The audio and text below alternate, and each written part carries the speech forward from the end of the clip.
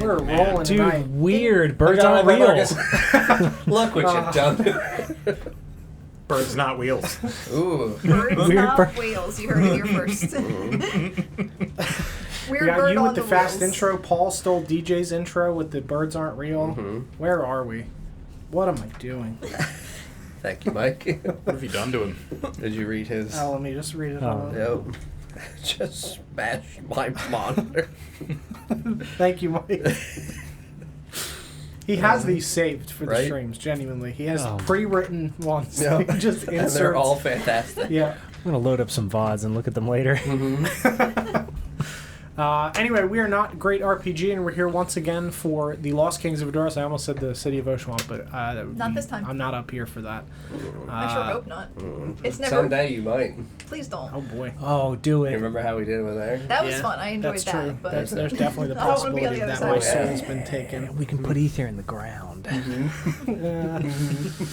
We're going to go around the table real quick, introduce ourselves, and then I'll briefly recap last week, and we'll pick up where we left off. Sorry, 2 weeks ago. I'm John, and I play Marcus. I'm Sarah, and I play Dandelion. I'm Paul and I play Rin. I'm Autumn and I play Twig. That's not true. I'm Mike and I play Mr. Pigeon. Despite the best efforts of multiple covert agencies, I remain Lawrence, and I'm playing shit. Unyielding, unwavered. They will not take me. Can't fucking stop this shit. And tonight I'm not Lawrence, Oh, God. and I'll be the DM for this campaign. Last week, you guys prepared for Mr. Pigeon, Twig, and Shay to head to John Dar's office to do some investigation and then blow it up. But then everybody decided to go after some coercing. Marcus got disguised with magic as a glorious 7-foot-tall, voluptuous, red dress-wearing woman named Victoria, who hides his hand axe inside of his disguise with leather strapping, and the party heads out. That's a sentence. Marcus Gotta be walked ready. center stage on the street. You guys flanked in the shadows. Exactly, with the glorious Mickey Mouse-esque voice. You guys come across a very, very drunk man. Marcus asks to go back to his house, and he says, I have one of those. Pulls out a key. He drops it. You guys take it, and you tell him to go get drinks, and then you guys... We didn't. I took it. I'm a paladin. As a paladin, you took the man's key and sent him back to get some drinks as he stumbles away, and then you guys left. You guys end up in the alley across from John Dar's office. Marcus walks and trips towards the guards. They catch him, and he towers over them with his 7-foot-tall feminine figure. You tell them that there is a criminal in the alley nearby that accosted you and convinces one of the guards to take a look. Marcus leads the one guard across. You guys dart across the alley. Mr. Pigeon and Twig walk sideways up the building and throw a rope down for everybody else. Marcus and the guard obviously don't find a criminal there, but Marcus convinces the guard that he dropped a key, and then they should go back to his room so that way they could find him before he gets there. And the other guard is like very reluctant, but is like, all right. So they tell a couple of the other guards after some intense convincing and arousal from Marcus. They tell 2 of the other street guards and head off into the night towards the front of the city. You guys are up on the top of the roof. You surprise the single guard up there. Dandelion Eldritch blasts the door open very loudly. The guard drops both his sword and his lantern. Mr. Pigeon tries to catch them, grabs the blade of the sword and cuts his hand and knocks the lantern off the building down into the night as it crashes on the ground. You kill the guard, and you guys hear another guard approaching, and Shay just peeks over and is like, hey man, sorry, got another lantern. And the guard's like, yeah, we're going to talk about this later. Have a good rest of your night. You guys sneak into John Dar's office. Shay skirts the outsides of the rooms, not wanting to go under the strange symbol that Rin indicated was on the ceiling that lit him up with some weird light the last time when he was here on his date. Shay doesn't find much... Date light. But he does have to wear that red dress tonight, though. No, I'm wearing No, the he red wears dress. Exactly. Shay doesn't find much on the desk aside from the seeds and the symbol within the desk drawer Mr. Pigeon had indicated. Scatters the seeds all over the ground and scratches the symbol with a dagger carving an ornate W into it, and then takes the drawer. Mr. Pigeon finds a coded book inside of another book while searching for information about Benjamin May's mother and the goings-on in Greenridge and begins throwing books haphazardly off of the shelf and shaking all of them to try to find other things inside. Rin searches for magical books and books on casting and finds nothing of the sort, which strikes him as odd, as Jondar is a caster and clearly a very talented magic wielder. Dandelion finds a small music box with 2 small blue gems, which Dandelion takes. She cranks the music box and a twinkling sound Dandelion vaguely recognizes comes out, but she isn't sure as to why. It's a bit of a deja vu feeling. Twig thumbs through some larger containers and finds bins of different clothing and things of that nature, taking one of the festival masks alongside all of the pieces of an animal-themed chess set, throwing the board away. But inside of the chessboard, a small black journal falls out, and inside there are various descriptions of a relic that lives somewhere within the city of Greymore, mirroring the legend of the demon that lives beneath the city. It includes journal entries about people that had been tortured for information over the course of a few years, and on the final page of the journal, a name scrawled, circled, and underlined, Milana. Shay walks downstairs. Twig takes all of the clothing that is in the bin and puts on a half-rabbit face mask that is extremely creepy, and then hands a clown mask to Mr. Pigeon. The 3 of them head downstairs, set the smaller dynamite, which silently explodes and consumes the rubble in the wall, leaving a small little square. Very convenient. Twig goes back upstairs, tells Rin use the special dynamite from the ceiling. Rin tells her to hang it from the ceiling where that weird mark was, with the very long wick. You guys light it and sprint out of the building. As the building explodes, Rin does the Django pose, smiling at the building from the other alley. Across the city while all this is happening, Marcus leads the 2 men to the Frivolous Fox Inn that's written on the key. Heading inside. Yeah, the flirtatious part. Leading them to the room, you guys head inside and begin searching, not finding much, but Marcus feigns finding a crowbar and a piece of clothing with an extremely damsel in distress over-the-top acting, convinces them Over to keep the searching. top! I'm offended. It's in a good way. Thank you. Heading back out into the hallway and downstairs to grab ale. As he leaves, he sets a small bell and string over the bottom of the door so it would ring when the door was opened. Comes back upstairs, and as the bell rings, you trip and throw one of the ales all over yourself, yelling, "Oh dear!" The guards rush over to assist Marcus, telling them that he purchased some ale for them, and you say, "It'll be quick," and head back towards the room. You seduce the guards further, telling them to close the door after they literally take a glass of ale from between your legs. Mm-hmm. You put the lantern out, saying the bed is there, and the guard moves towards the bed, taking their armor off. Marcus then sneaks to the door, puts his arm to it, channels divinity for conquering presence, yelling, "I am Victoria, Queen of the Damned!" You nefarious villains! The guards are obviously terrified, and Marcus then casts Thundering Smite on an object behind him, cracking thunder against the wall, and then dipping out of the door as they look down and like, "Oh god, oh fuck, I knew this was going to happen." And then you pull out a lock and key and you lock them inside with a padlock. Paladin. I've created succubus lore. Yeah, it's true. You guys meet back up with Marcus in the tavern and discuss the evening's successes. You discuss the things that you found, the gems, the small coded book that Mr. Pigeon found, as well as the other book that Twig found. Shay takes the coded book and looks through it. The book talks about the information about what is going on in Greenridge, that Benjamin May's father has been killed, that his mother has been blackmailed into running the family business, and that she's being watched. There were notes that indicate that they have not yet found what they were searching for in the mine, but there was a passage of interest that they would be investigating soon. That Jondar is acting on his own accord. There is a name inside Jasper Cole that is running things in Greenridge, and he also recognizes a different name, though he does not tell the party this. Twig shows them each of the chess pieces individually, as well as all of the clothing pieces individually, before taking out a small black book and saying, "Oh, there's also this book," and throwing it onto the table. You guys look through it, and the book contains information about the demon beneath the city and the relic that it guards, as well as the name Milana in the back. Ren detects magic and finds one of the chess pieces. The White King has a swivelable head with runes carved on it. You line it up, and suddenly you can see on the other side of the room, and you see only you, a small glowing eye that floats around, which is extremely trippy.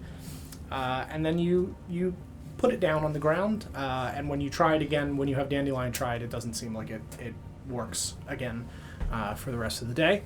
Marcus teaches Twig and Dandelion how to play chess, noticing that each one of the colored pawns have the initials MS and BM scrawled on them. Marcus is happy to have what appears to be his father's old chess set back as Twig says this piece's name is Chad, referring to the one with his father's initials. Mm-hmm. You guys rest, and the following evening you head to the archives to go to the dungeon. You make your way inside. Beneath the statue, it leads you through a cave-like system to a large stone door with a snake head for the door knocker with glowing orange gem eyes. Dandelion takes the little blue gems out and swaps them out with the orange ones, and the door scrapes open. Door meow. Yeah, the door meow. You guys walk inside and you see a lifeless heap of metal and wires that Shay and Dandelion both recognize as a very beat-up Warforged.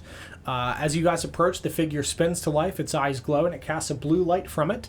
You guys see a beautiful lake-like garden with clear crystal waters and small glowing flowers floating on lily pads, as an older halfling man stands humming to himself, fixing something.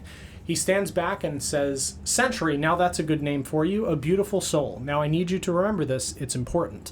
The vision scrambles and it cuts to him reciting the poem about the flame-eyed one. "You're going to do great. It might be a long time, but we'll see each other again. Good luck." The Warforged sputters out, sputtering on its own words, "Walter, plans complete, protected, relic." The eyes fade and a glowing blue orb flows into the ceiling above you as the Warforged slumps further into the ground lifeless.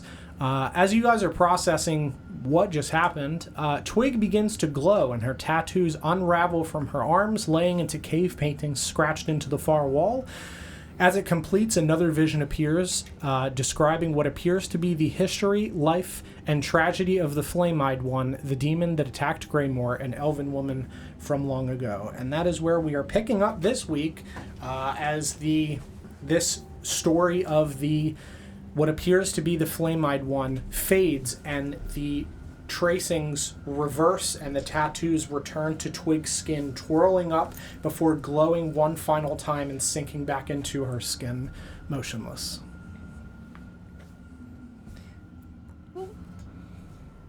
I've never seen anything like that. No, me neither. Has that happened before? Shrug! What do you mean you don't know? Never had them for that. So it hasn't happened before. Not that I know of. I guess she could be answering for the people that had the tattoos before and she wouldn't know. Didn't say ever. Oh, yeah, That was a happened lot. yesterday. Oh yeah. Well, there's this metal man that you guys called a thing. Oh, Oh? His name is O? no. Henry? Seem lifeless. Yeah, it slumped further down than it was originally, as if there was some little bit of power in it originally, and then when the orb came out, it just collapsed.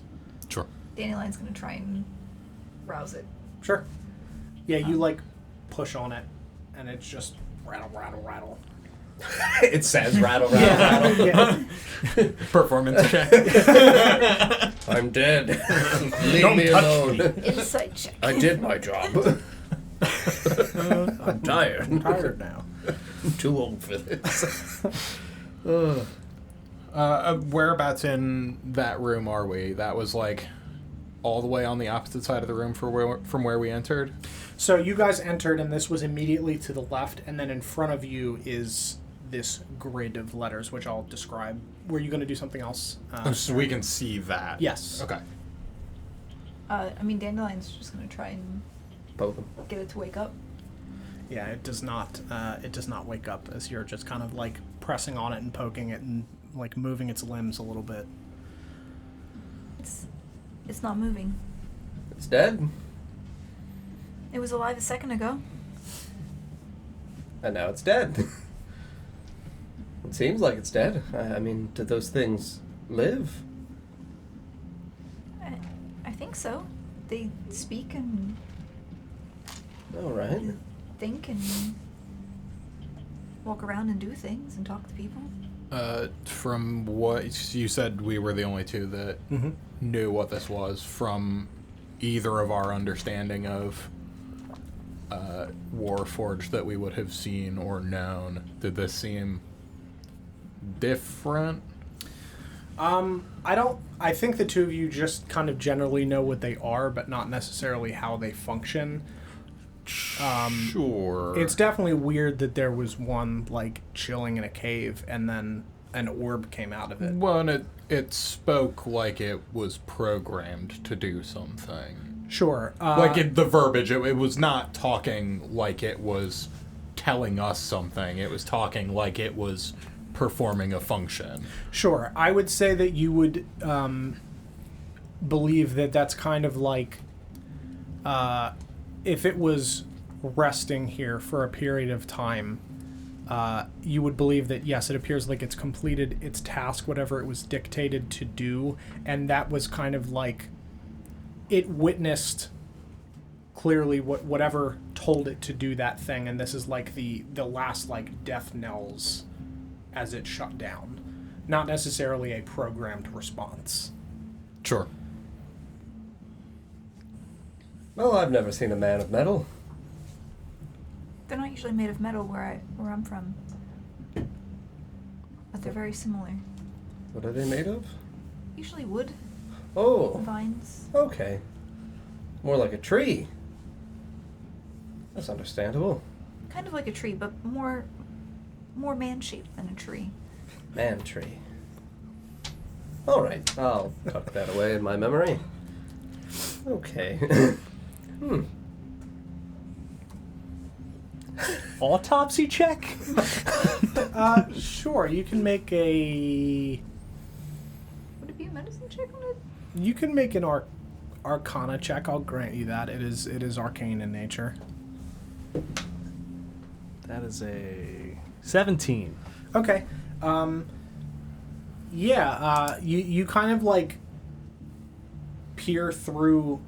you, like, look into the eyes of this thing, and you can see that there are two, like, gems that have some wire wrapped around it beneath these panes of glass, and as you kind of, like, look through, it definitely appears dead, like the light has left its eyes, type of deal, but from your arcane understanding, whatever was powering this is no longer in it anymore. It's no longer in it? Yes. It's gone? It's gone. Okay. You would guess the orb. Right. Oh, because it, yeah. Yeah. Gotcha. Went out and then up. Wait, where did it go? Did Through it just the floor. just went up through the floor? Yep.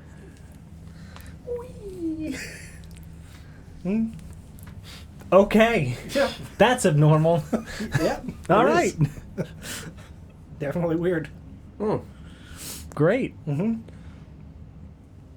Anything in there? I don't think so. All right.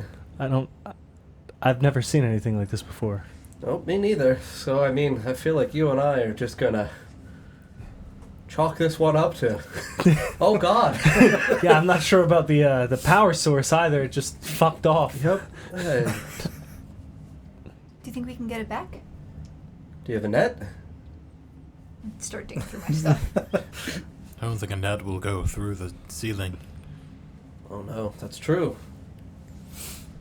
Do you have a spectral net?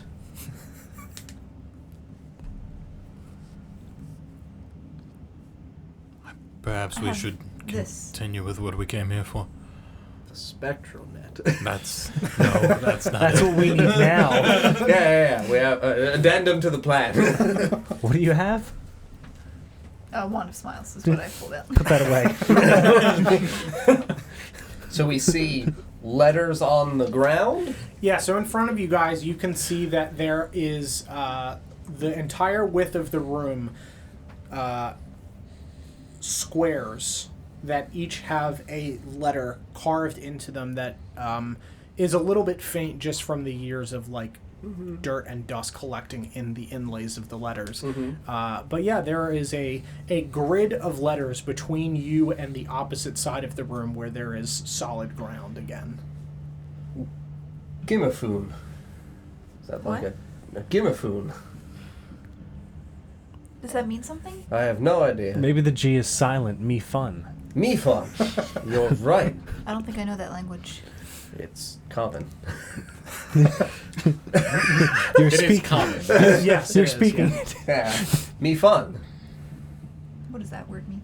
Me fun. No, it's 2 words. Me fun. Oh, okay. Okay. Oh, in Druidic it words. means something else. What does it mean in Druidic? Meffin. It's a type of What? seed. For a tree? Yeah. You said it's carved into the floor, Yes. and they're like essentially visible like floor tiles. Yes. Correct. Yeah, these are I all guess I want tiles. to like kneel down just outside of them and like examine the carving and the tile and see if I can figure out. It doesn't seem like it says anything, and it's written in lettering from like the common alphabet. Yep. So I would think if it was going to say something in common, it would be evident. Yep. So I would like to examine Sure. one of these tiles. Yeah, go ahead and make a An examine investigation check. Nick, do you want to turn the light on? check. 17. Let me see if this.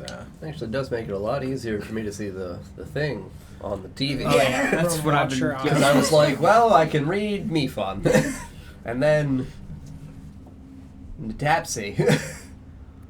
Is it Oh no, that's a Q, not a P. Is it dim Natax. or- Me fun. Faux bed. Sin. I Mad. see sin. Mad. Mad. Are mad. Yeah, are mad. What a weird Me subreddit. fun. I don't think the light really. It did not do anything. That's fine. I can see like 95% of it. It's just the Q that feels weird. Yeah, the Q's faint. You said 17, Lawrence? Correct. Yeah. And the U. I guess it's clear. It's like weirdly invisible. So with a 17, you can see that these tiles appear to be like individually carved out. Like it's not like a grid, like these were laid down individually on top of something. You do not see any distinguishing like words or markings or other carvings on it aside from these common A letters singular letter. on each tile. Is it loose? Tink, It is not. Tink, tink, tink. Yeah, as you try to like get your dagger in between them, you can see that this is fairly intricately put together. That And there's it's- not really a it's lot tight. of space. It's pretty tight. Yeah. How big are they? Any give at all? If I like, Yeah, like sure. tapping on a loose brick, does it like no wobble, no Yeah, no, there's no give, wobble. doesn't It's pretty straight. apply a little bit of pressure, doesn't go down? No, you can see that these are fairly level. There's nothing like that where they're like sitting on a base that's slightly unlevel. It feels pretty solid to your pressing. Shay, are you looking for secret compartments? That's a good idea. Absolutely. How big are the tiles? The width of one square, So 5 by 5. 5 by 5. Yes. Oh, they're big. Okay. Yeah. Damn. Yep. I guess I'm gonna look up and look across the rest of the room from this point. What am Sure. I seeing? So in the rest of the room, the only thing that is in here that you can see is the cave paintings on the wall that showed that like video for you guys, and the Warforged lying on the ground. Right, and then the whole room is kind of lit along the walls. Yeah, there And are then sconces, and then so on the like other side, I can see more stuff on the backside here, but Sure. what's on the backside Sure. visibly Fair. to us? So there is that little platform that's on the other side, and then there is a doorway, and then just a stone wall that you're not able to see past. So there's a platform Yep. and an opening, and I'm seeing this wall back here. Correct. But it's like through an opening. Yes.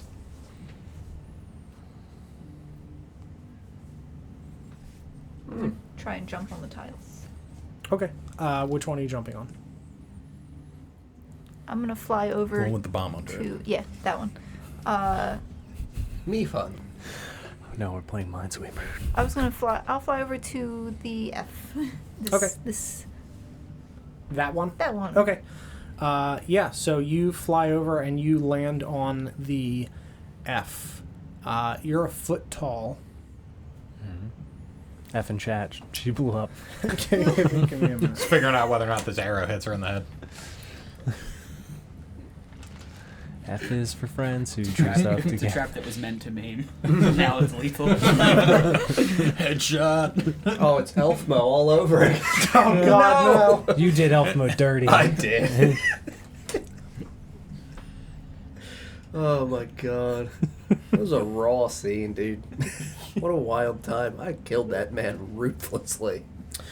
Yeah, you land on this F, and nothing seems to happen. I don't want to step on the F. How is it? What do you mean? Is it nice?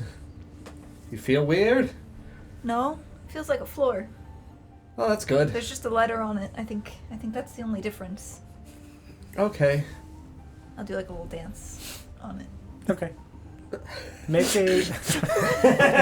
A jig check. A performance check. Right? My idea is not good. So we're not going to do that. Okay. Oh no. Nothing happens. Was it just... Yeah, it's like, what if I make a snow angel? not going to do that, though. Sure, it's fine. Yeah, nothing happens. You tap up and down on this F, and nothing happens. Seem like there's anything wrong, right? And it doesn't like give under my feet or anything. Nope.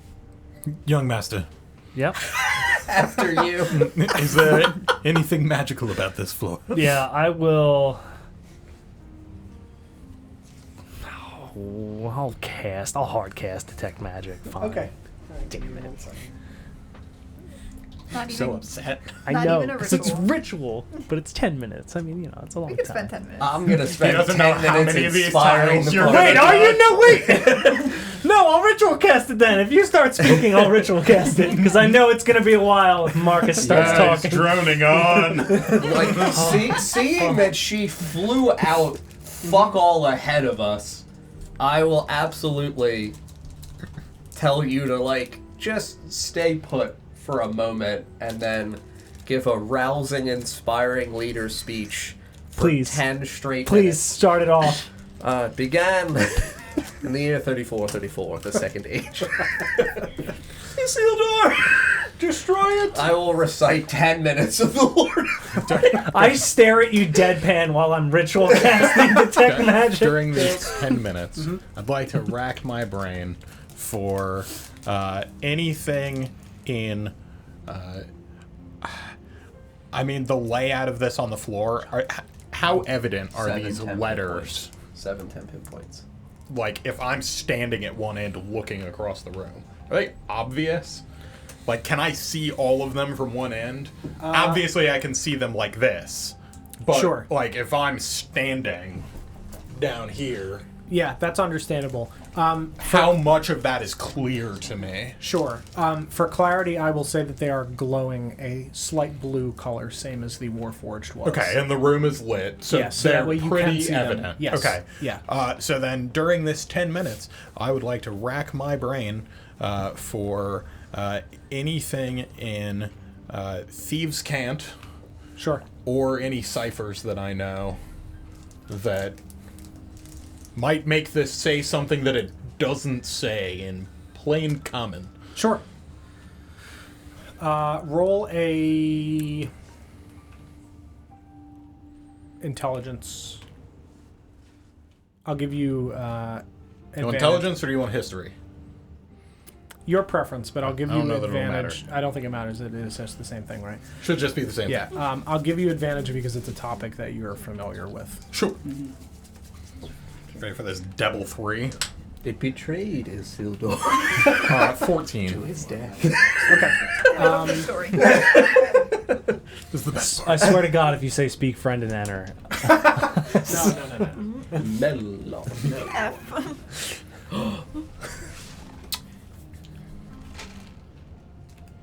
We can spell melon. Malon. We're done here. That's all I We need. can also spell Elon. Oh no. Stop. Yeah, so I would say with a 14, it does not seem to be Thieves' Cant or a cipher that you recognize.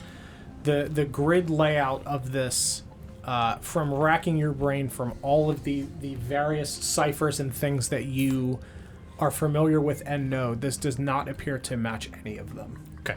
Does this arrangement of letters in any way at all appear to be a phonetic bastardization of anything I know in Draconic, Dwarvish, Elvish, or Gnomish? It does not. Excuse me? Okay. But good thinking, though. Well, I'm stuck. I've done all I can. Just look One of over and my, shake my head. It came to the creature golem. One of my chess pieces had a name on it, or was it in the book? In the book. Chad. What was it? Malana. How do you spell that? Malonna. Malonna. CHAD.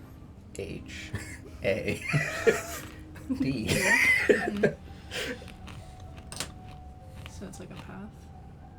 Where do you see? Malonna. Oh crap! Hopefully it is. Well, you're on the wrong letter. Did you say that out Step loud? one over, yeah. I'm gonna fly up. Mm-hmm.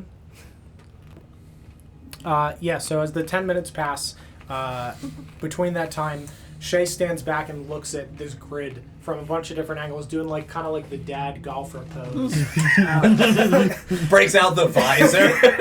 To try to determine and There's a little curve on the green. draw some lines in the dust to try to determine if there's a cipher of some kind, but can't seem to find anything. Rin, your detect magic fires off. Your 10-minute inspiring speech finalizes with, I'm assuming you sealed or destroy it. No. It would definitely... What chapter were you reading? I mean, I would say it would conclude with the idea of it came to the most unexpected of creatures. Okay, fair. Does this mean that Lord of the Rings is canon in world? Absolutely. At this point, I've covered my druidic ears. your father has read it to you, or your mother has In read it to you? druidic lore. Someday. Marcus will retire. Write down the stories of England.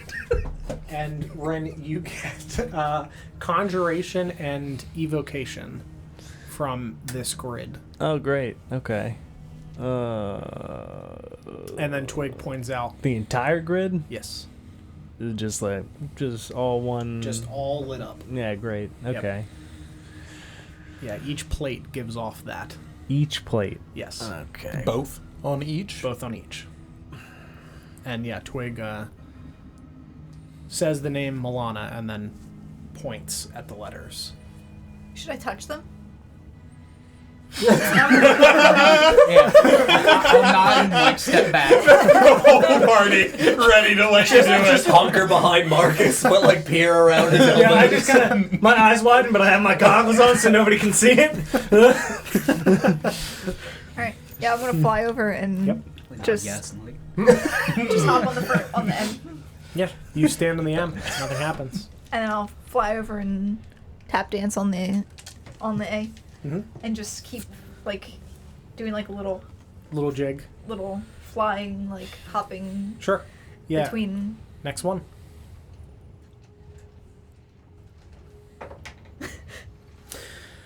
You watch as Dandelion lands rather forcefully on this letter, and you hear a click, and the plate swings downward, and Dandelion disappears from your view as another plate swings back up.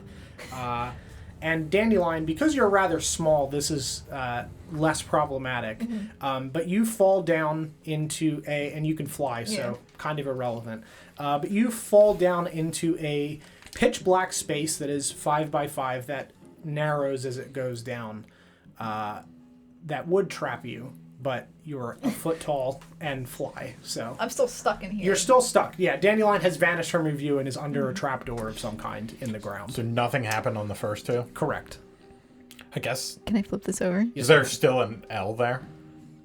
You said it was replaced by another L, right?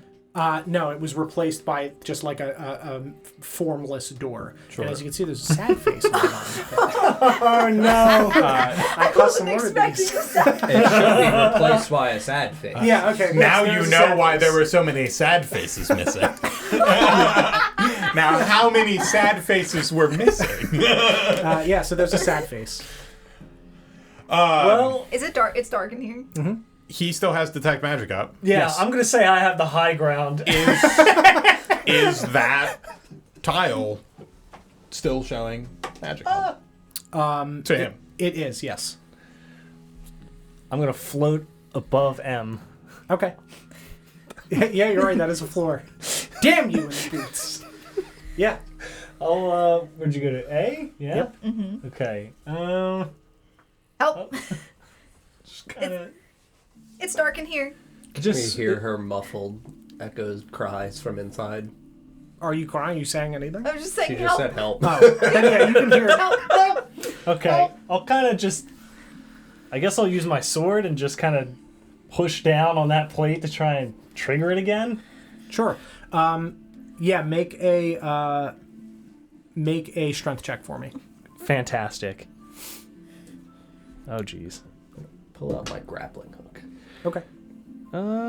So that's 15. I think it's -1, so it should be 14. Okay. Yeah, so you push down on this plate and it swings down again. And then back up and locks into place. Do I see Dandelion? Can I fly out, or does it happen very quickly? It happened. I mean, you could fly out in that time span if you react. I would say the first time it happens, you probably would not be quick enough to react to that. Let's try again, and I'll do it again. Swing my grappling. Just pitch it in the back of Rin's head. Yeah, Dandelion, go ahead and make a dexterity saving throw as you zoom out of the door. Okay. Do I have advantage on that since I'm tiny? That's a great question. I think I do. I think you do. Yes.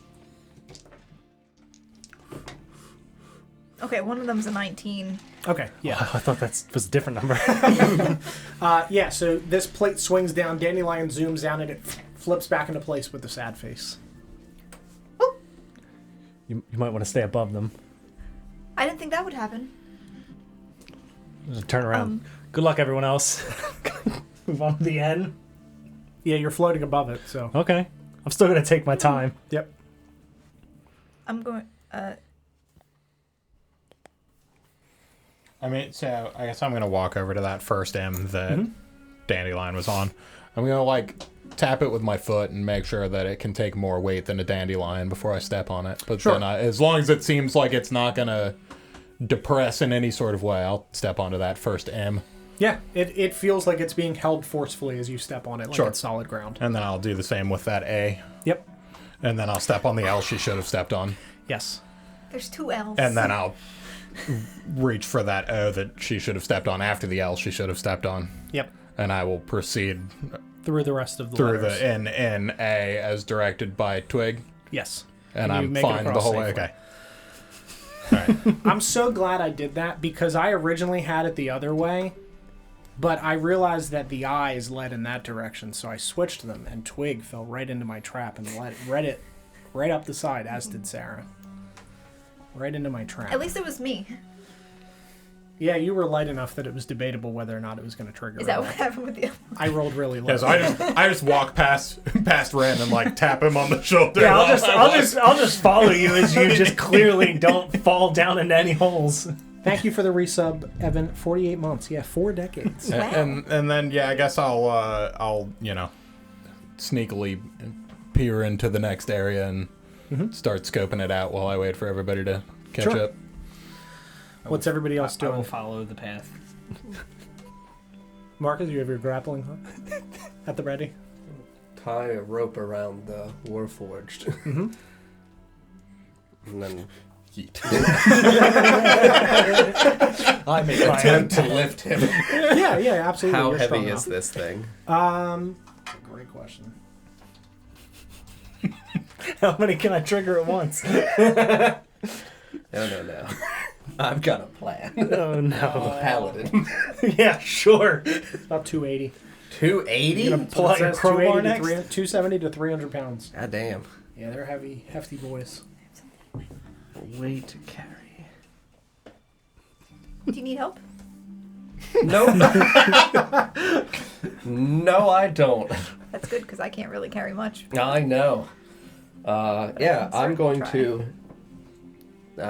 fasten it around him tightly so this way I can effectively hold onto over my shoulder, almost like a rucksack, hold on Sure. to the hook. Okay. So this way he is just tied to it. Yep. And yeah, like firemen get it up over my back like a piggyback. Right? Ugh. Bit heavier than I was expecting, but leave no man behind, young master. It's dead! And I will follow the path with my new friend. I'm just gonna like look at you like this. It's dead. We can bring it back, young You could have master. just left it there. We're gonna come back this way. Are we? I don't know. Me neither. It's coming with. I will piggyback this poor lost soul over. Yeah, you walk across the M, the A, the correct L, O, N, N, and then A, and you make it onto the other side. Mm-hmm. I'm going to move the camera real quick. You guys are all safely across The letters. the letter puzzle. Good job, Long.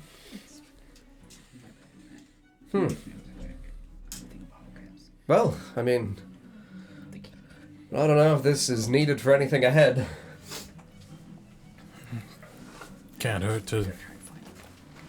It hurts Carry. a bit. It's quite heavy. Well, can't hurt most of us. Yes. You do you, Marcus. I don't.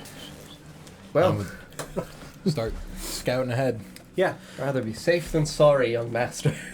We can help so with. You're in pain. go ahead.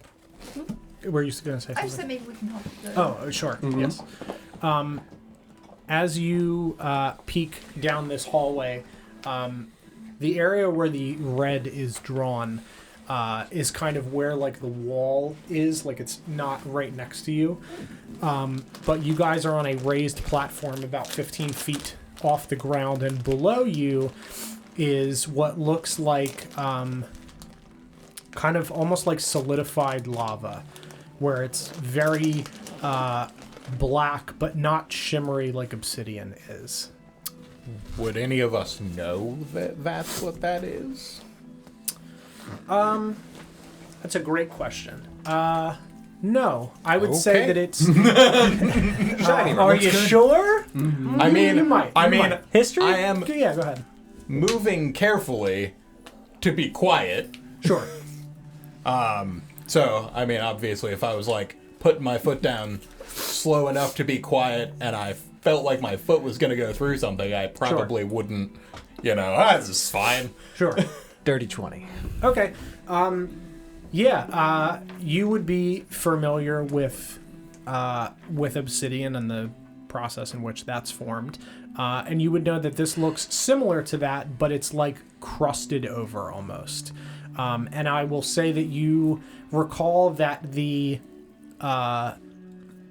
sword that the flame-eyed one had been carrying towards the end appeared kind of like cracked black stone with red hot marks going through it towards the end of that vision. Yeah, I'll let everybody know that we're walking on stuff like that. Yep. Is it hot in here? It's a little toasty. Yeah, it's definitely weirdly hotter below the surface than it was above. You might even say it's getting hot in here. Getting hot in here. Liquid hot magma. So hot in here. It's probably magma below us. Should I check it out? No. Nope. I can blast it. No, do not blast anything. No blasting. No one blasting. Arsonist says so. Nobody has any more dynamite, right? Noted. And I will No, put that away. We don't need that. carefully and quietly down the hallway, having witnessed traps. keeping an eye out. For more traps. Mm-hmm. Very good. Yeah, I think I would probably also. Is it lit back here now that we're out of that area? It is. There are far less torches, but it is. But still there lit. is still some amount. Yes.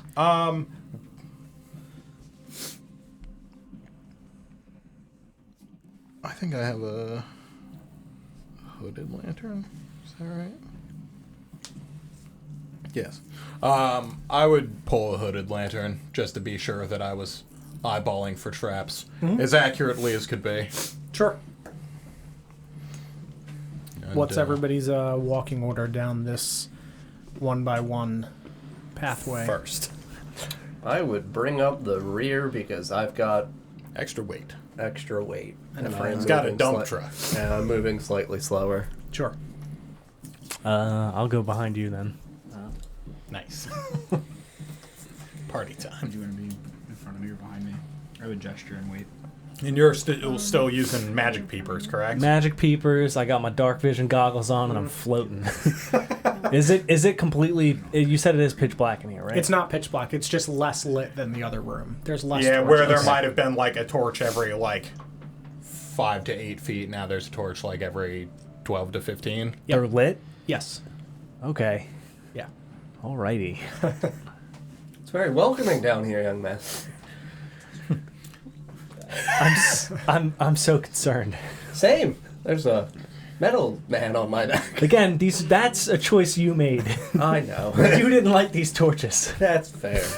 Torch Yeah, got lit? the torches in the other room when you guys walked down flicked into They life. flicked in. Okay. Yes. I mean, did we happen to see if as those were, did they all turn on simultaneously or did they like cascade on? It was like kinda a like a movie? Oh no, not a And cascade. as they cascaded on, did we see back into the back of the chamber? Did it continue down this? Yeah. Obviously not around the corner, Sure. but Yeah, you could see that there Past was the light letters. coming from in there. already. Yes. Nice. Good. That's welcoming. Mm-hmm. I like friendly places. I don't think this is one. Would you like any sort of check from me as I keep an eye out for traps and try to be quiet? Yes, make a investigation check for me, please.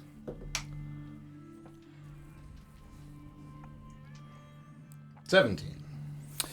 Yeah, as you move, you can move yourself to the next of the larger platforms, and everybody can file in behind.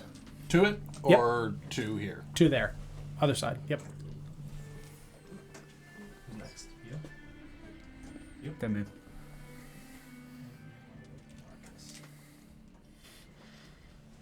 There he There he is. is. Boom.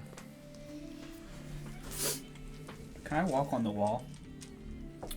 Instead Yeah. of the ground? Okay. I would do that. Yep. Oh god. Yeah, so you're Upside down over from the you're ceiling. over Nah, there. I think I'd stay sideways on the. I don't want to go on the ceiling. Okay. Yeah, so are you walking on the wall next to you that's close or the far wall? Yeah, Okay. like where I am. Okay, Yeah, just yeah, that's right next to understandable. me. Just just not on the ground, just in case. Yep, no, that's He's just understandable. bridging it. Are the walls also obsidian? No, here they Okay. are regular just cave walls, it's just the floor. Okay. Very cool. Yep.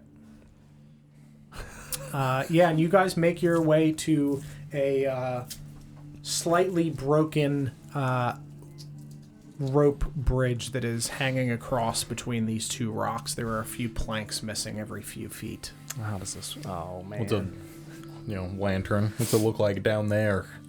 Yeah, so if you guys make your way further down this tunnel and you look further down, you can see that the floor here looks similar to how it did previously, but there are more of these orange and red cracks in the stone.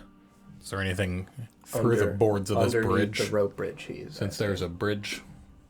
Right. No, there is nothing other than just this stone below. It's just more stone Correct. It's just 15 feet down. further down. So there's like a Like a like chasm. a drop. Yeah. yeah, there's Yeah. like a, Okay. a tiny pit. Well, so you guys are raised up. Everywhere the red is 15 feet down. Oh, And the walls are where? Behind along the red on the far side. opposite side. So Yes. if we're here, we see the walls here. Correct. Okay. Yes. And same on the other side where it's further away from the path. Okay. Oh, so the Mr. Pigeon can't. Oh yeah, walk so on then the I'd wall. So be. he'd Yes. be on a wall over here. Yes. Or over there. Yes.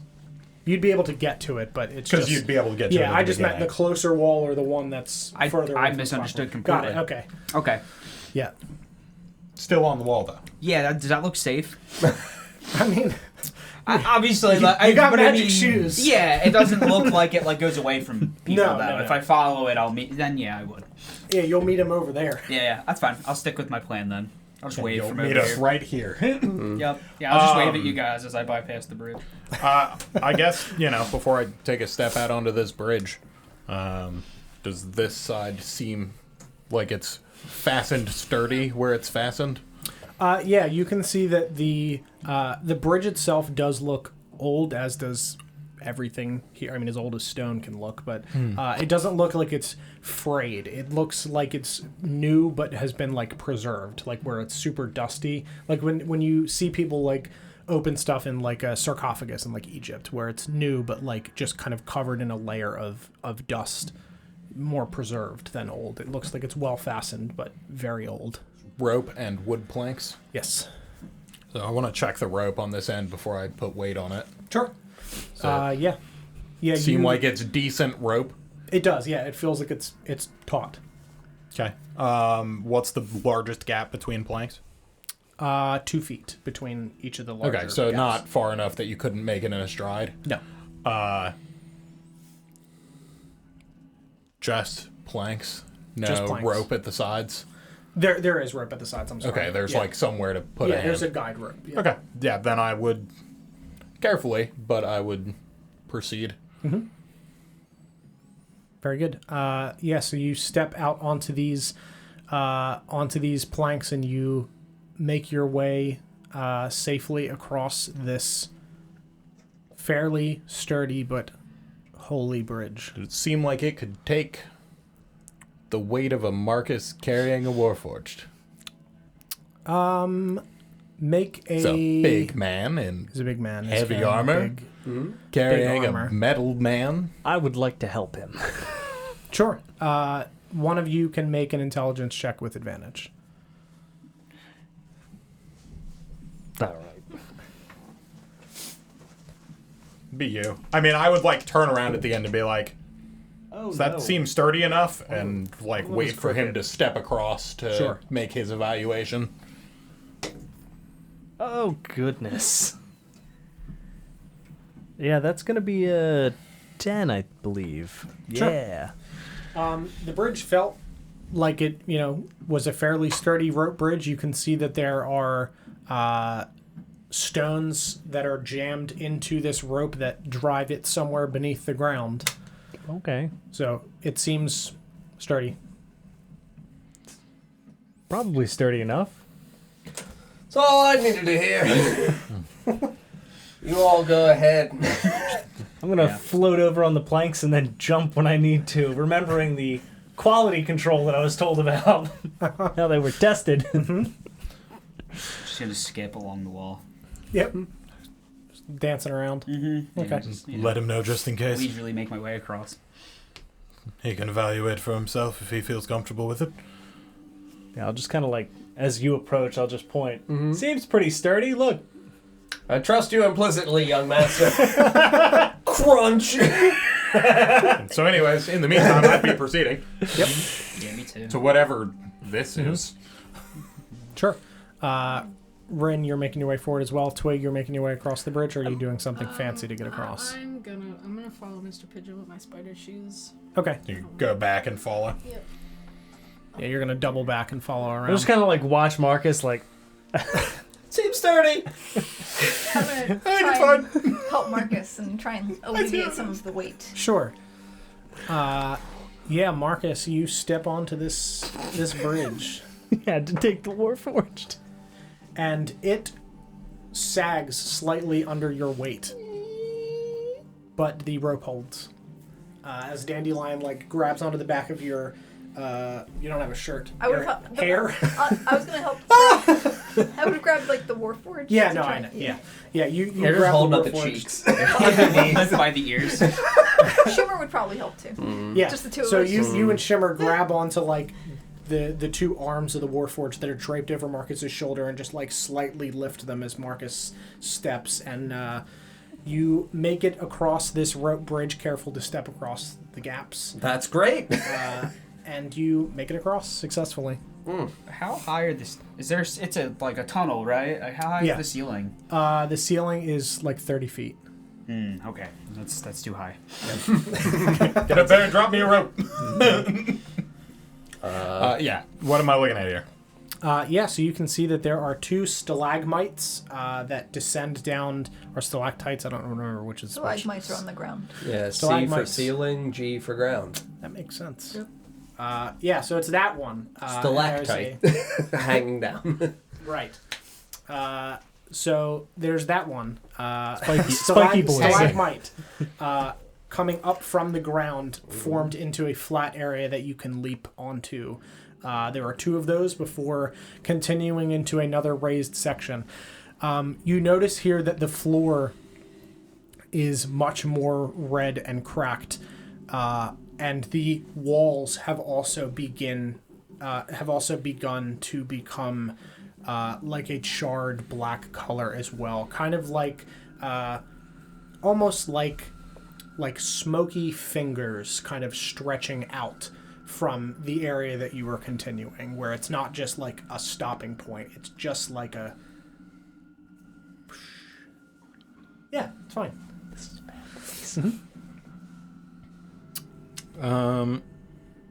Okay. Just what you've got showing there, 5 feet. 5 feet. One hop this time? I'm I gonna guess stop. I will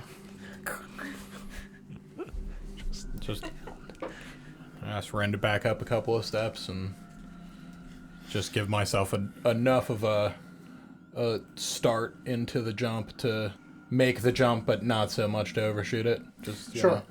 And before you do that, Ren, I will say that now that you've come around the corner, having seen Marcus cross the bridge, you see that there is evocation magic in the center of the second stone.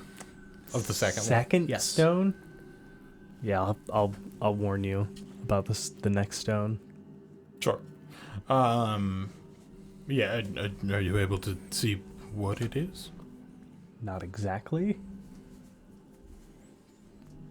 Would you like to go first? Perhaps you could get a better eye on it. Sure. So I'll take the first jump then. Onto Yeah. the first stone. Make a dexterity check for me as you leap 5 feet to another rock. Fantastic. Ooh. That's a dirty 20. Yeah, you deftly leap from the front where you are standing to this first stone and land fairly sturdily. And as you look down, you can see that there is almost like a dot in the center of this stone. Are you going to try to look at what the rune is that's carved? Yeah. Okay. Make a perception check for me. Perception. Oh, come on. The second time. This.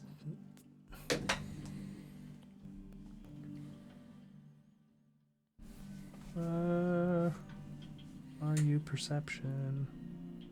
That's an 18. Okay. So you can see that this rune appears to be for the spell Fairy Fire. Fairy fire.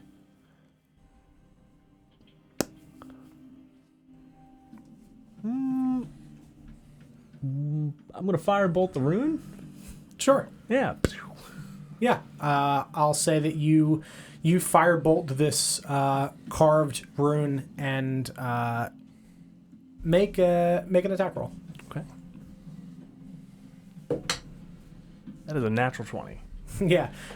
You smack dead center into this rune and essentially blast it off of the rock, and you watch as the magic fades. Yep.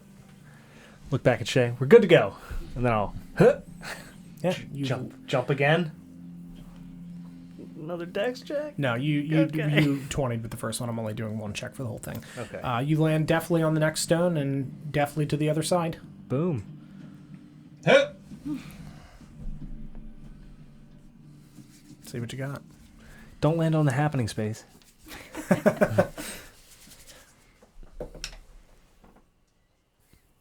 18. Yeah, you leap across and land behind Ren. Hit. Hands on the waist. And then there's two people on the wall. What's that? I've gotten a 9 on my performance check to skip along the wall. To skip. Yeah, put a little flair in It's a it. really, really like jaunty. Two-stepping is Yeah, not very good though, I guess. Yeah. But Twig, what are you? How are you moving? She's also on I'm the just wall. gonna walk. Okay. 16. A convincing walk. Yeah, really good A walk. catwalk. Solid catwalk. She does a little turn on the cat. Yeah, you get to the corner and just like you're fair. There's wind for some reason. She's just flying over here. I'm gonna help Marcus again because this is really scary. I'm also No, Dandelion, I've got this. I've carried heavier loads before. Feel free to use your Okay. grappling hook for, I don't know, getting across. Nope, I got this Warforged. I'm gonna help Hi. anyway. All right. I'm gonna cast Mage Hand as well. So there's me, Shimmer, and the Mage Hand. All The glorious 10 pounds of A bacon. tag team. Okay. it makes a big difference. Those extra 10 pounds, you know. How far is the drop? 15 feet. That's not bad at all. And you said it's Full armor. magma down there. It feels Not rough. yet. It's not magma. It's stone. It's definitively stone. You could stand if you landed on it, but it is blackened stone with fiery cracks in it. But Lava. It's got Yeah, fiery right through the cracks.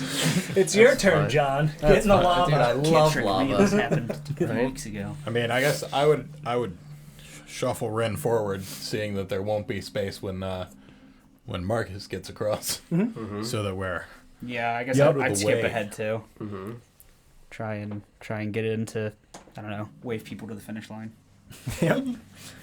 flag us in. Yeah, there you go. We'll flag you in. So Check my rope, make sure he's taut over my shoulders. All right, you're good. Ready? I'm gonna take 5, step Yep. back, so I have a good 10 feet of a running head start. And Marcus, try teleporting. sure, Up. And I will, like Santa Claus, going roof to roof, leap with my big old present for that first pillar. very good. Go ahead and make the old dexterous jump. For a very athletic man, for jumping. I guess that's fair. You can use the other one. As a man who cleared fences. Athletics. Yes, no, that's As a understandable. young lad. As a 10. Yeah, it's not a high check. Good. You land on the other side, and you hear the stone like thump a little bit as you land fairly heavily, and you lean forward a little bit, but Whoa! Dandelion like, I helped. and you land safely on the other side. Good job. This next one's actually probably going to be harder because I don't have a running head start. Probably should have just kept going, but Wow. momentum. But he wanted to roll again. It's a dangerous thought, carrying my momentum forward when I have to angle. Huh? Yep, I'm gonna do a good squat Good squat jump, and power jump forward. of which you have done numerous times. Yeah. Victoria Queen of the Dam. Squats. Professionally. Yeah, no, if I could make that jump, I'm carrying this motherfucker with me. Yeah, like I said, one dex check. You leap and you make it definitely, like you said, more difficult this time than the previous. But you were able to make it across. Yeah, I'll take a couple of seconds to catch my breath and just pat the good old Warforged on the head and look back at Dandelion. Good job. Oh, God. I thought you might need my help. Yeah, it was fantastic. You did wonderfully. What's going on up there? Ren, you being at the front, make a perception check for me with your night Death vision saving goggles. You think you see Mr. Pigeon flagging you in for a landing. Should I be concerned? No. Just stand there. That's a. It's Moving along. He's waving you in, but instead of the little light wands, he has sickles. 9. Okay. So as you're looking in front of you, you can see that there is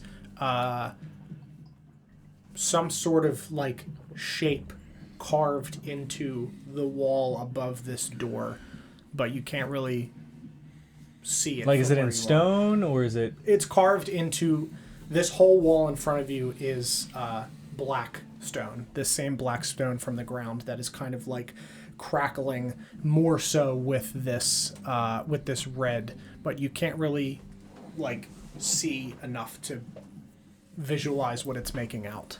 So what do you mean? The wall next to me in front? Is there In like front of you, so blocking? looking It's across not the blocking bridge. our path.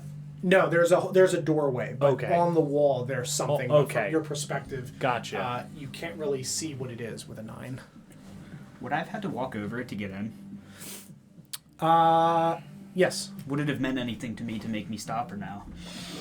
I would say from the angle you were at, you would not have been able to see it. Sure, that's fine. Yeah. Yeah, I just want to make sure I didn't like mess up a trick. Yeah, no. Nope. Cool. I'll point it out to everyone behind me. You guys see this? Sure. Do we? I'll like lean out. Since per- he's still per- got magic peepers? Yeah, perception checks. I'm gonna hold Everyone? the chin of the Warforged up and have to look at it. What's it mean, buddy? Oh no! Don't do that. Come on. 10. Just slide my gauntlet into his mouth. You're a great friend, Marcus. He's starting to lose it. Not again. Prison was rough. I mean, it was. My short institutionalized time inside of a prison. 18. 18. Okay. Yeah, so Dandelion, what you see is that carved into this wall, as you are far back enough that you can kind of see this whole thing, this doorway appears to be the mouth of a much larger carving of a screeching face. And the smoky fingers that you had seen on the wall behind you, you can see start up at the top of this face and descend down, kind of twirling and wrapping along the walls. And you can see that they look kind of snake-like in nature. I don't know if we should go in there. Okay. well, they're already in there. I don't know if they should have gone in there either. That's Look fine. at it. It's a face. Yeah. Is there anything magical about it? No, right? Nothing magical about it. Nope. Despite there being a face. Nope. I'm scared. All right. No. Nothing magical. in there, young master. What the fuck? We're gonna talk about this later, Marcus. It's for the best. I'll proceed forward. Yeah. I mean, Yeah, you proceed forward across this bridge. Go ahead and make a dex check. Or no, I'm sorry. This bridge was solid. I A just dex didn't check? have- no, I just do didn't I have need a a blade solid. song? No, you're good. I didn't have a solid bridge for that one. Yeah, and you guys make it into this larger Dog pile. chamber, which there is a wall on the far side. I just didn't put it so the camera can see. Right. But you are in this extremely large chamber, and I'll wait till Mike gets back to describe visually what it Yeah. looks like. I mean, once we step in and able to see where we are, I would put down my buddy Very good. against a wall and rest him. Yeah, his head just I would try to close his eyelids. Does Put he some, have- doesn't put some it's just sunglasses like- on him. Yeah. I float over to Marcus as he's trying to do this and whisper in his ear, "Please stop." Just let him go. He'll be fine. Weakened centuries. We can rebuild him. We have the technology. We have the technology, young master. I have to believe. Yeah, so as you guys make your way through the mouth of this face into this large cavernous area, you can see that the walls are completely scorched black and rippling with this red, crackling, hot, fiery like streaks through it. It's warm in here. Not like overbearingly hot, but on the verge of like the hottest summer day you've ever experienced. Like it is really, really warm in here. And you can see that all of these black streaks seem to concentrate as your eye traces them towards a pedestal at the center of the room. And sitting inside of this crackling black and red and orange stone pedestal is the black sword that you saw the flame-eyed one carrying in the vision. Sticking out of it, slightly glistening. Sticking out of the stone? Yes. Does that look magical to his magic peepers? It does not look magical. It just doesn't look magical? does not look magical. What the fuck do you mean it doesn't look magical? Perfectly safe. Yeah, dude. I put my Warforged down. There's no way. Is that Just gonna kind of... I'll tell you no. I don't sense any magic from it, but that seems odd. Checks the out. sword Given from where we are. Mm-hmm. that's the sword from the vision. Mm-hmm. Is there any reason it wouldn't appear as such, even if it was? I don't know if I know. Do I know? Um, Am I in the know? make a history check for me. All right. Oh no.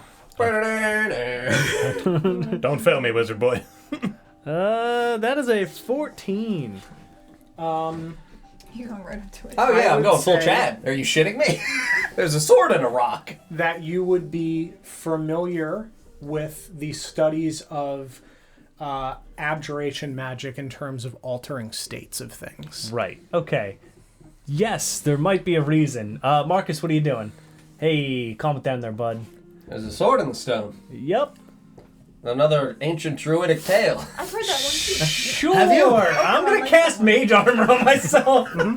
If you're really determined, go ahead. You see me like glisten with magical armor. Yeah, I mean, I wouldn't run up and immediately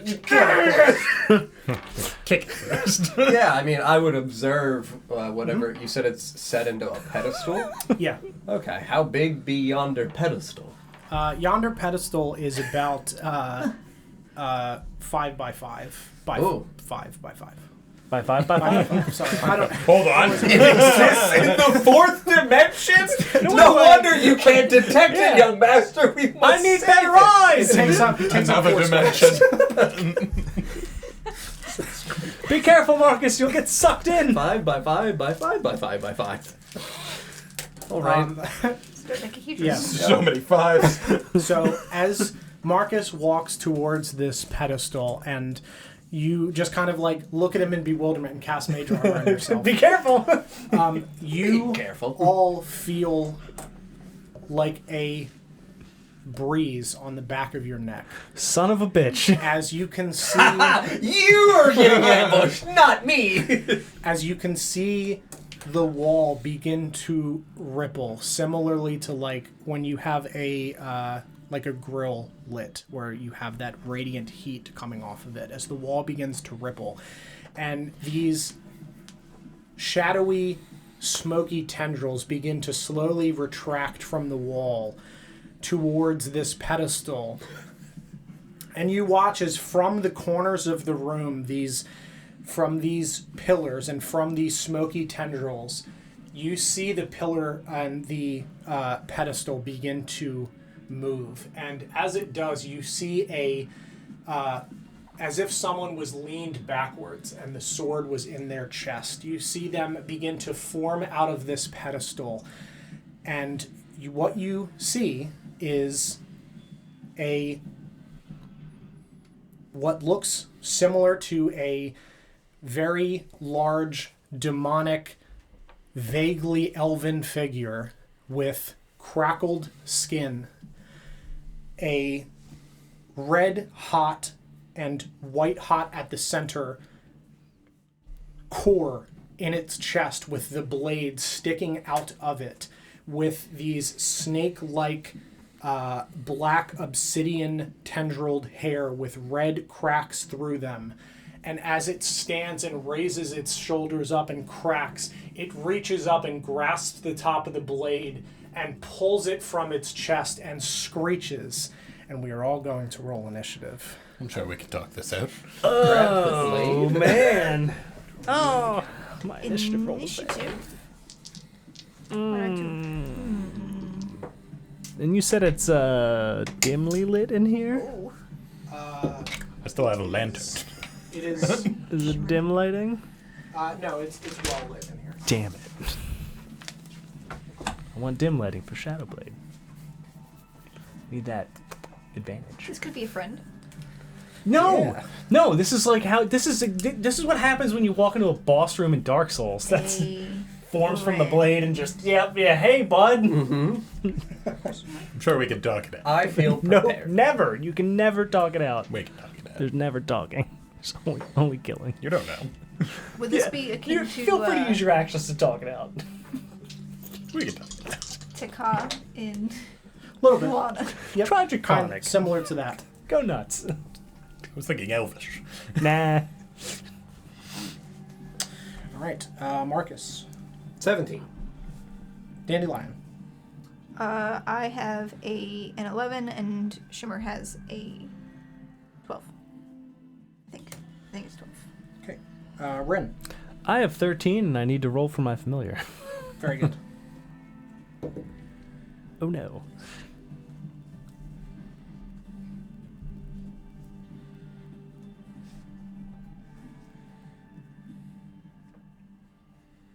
Oh yeah, Luna. If you want to post the artwork in the D&D art chat in the Discord, I'll pull that up. It's a 4 for my 4 raven. for the bird. Twig. 16. Mr. Pigeon. 9. And Shay. 18. Right. Let me pull up the artwork.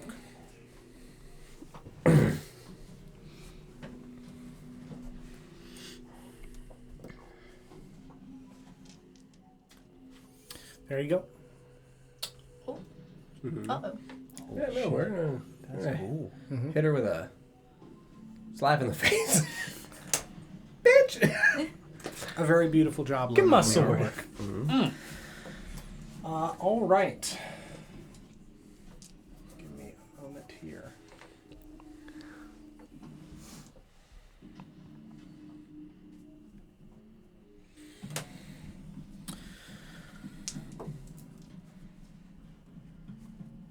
All right. First up, with an initiative count 20, everyone please make a charisma saving throw for me, please. 14. Uh-oh.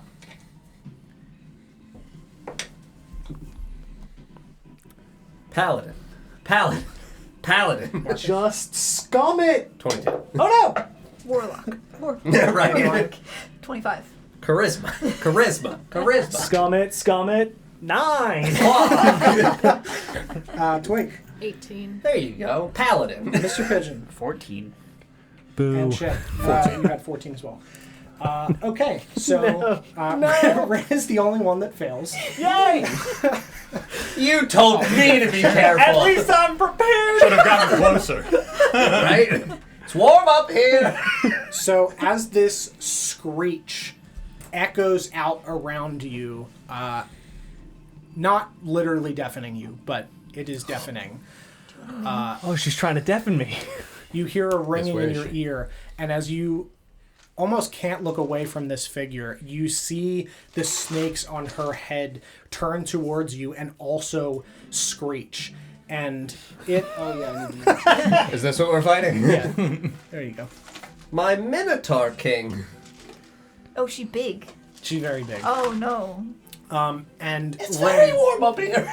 you are entranced by these snakes that like twirl and slither on her head and screech at you. And you have disadvantage on dex saves and attack rolls until the end of your next turn. Sure, deck saves won't be necessary in a firefight. No, I'm really good On at dex this. and This'll attack be- rolls? dex and attack rolls. Till the end of your next turn. Gotcha. No attack rolls to be made. Yeah. Magic And the missile next that. is... first up would be Shay. All right.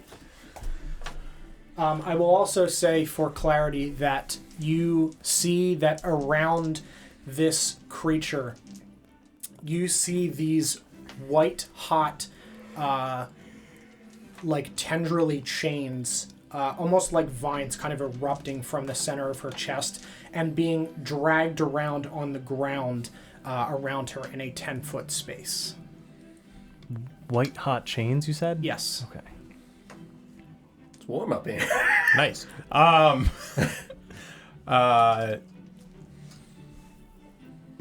Marcus is within 5 feet of her. Currently, yes. And she looks hostile. Extremely. Yeah. Looks like she's gonna hit it. For Yeah. now. I mean, Got I'm it. next to you and I'm like, My dexterity saving throws. my ears! Okay.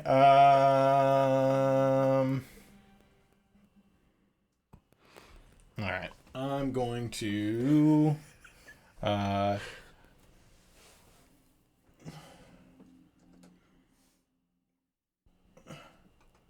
Move to here, and then I'm gonna realize I haven't drawn my sword yet. Yep.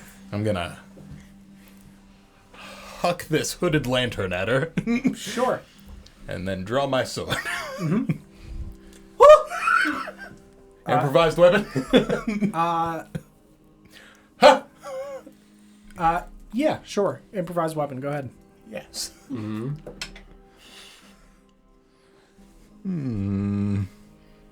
I'm guessing it's not gonna hit.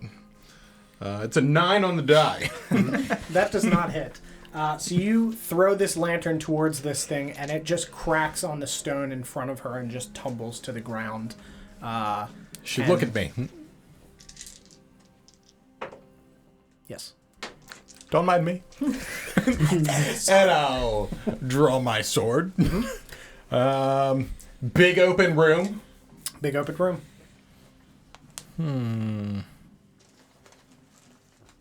I will use my bonus action.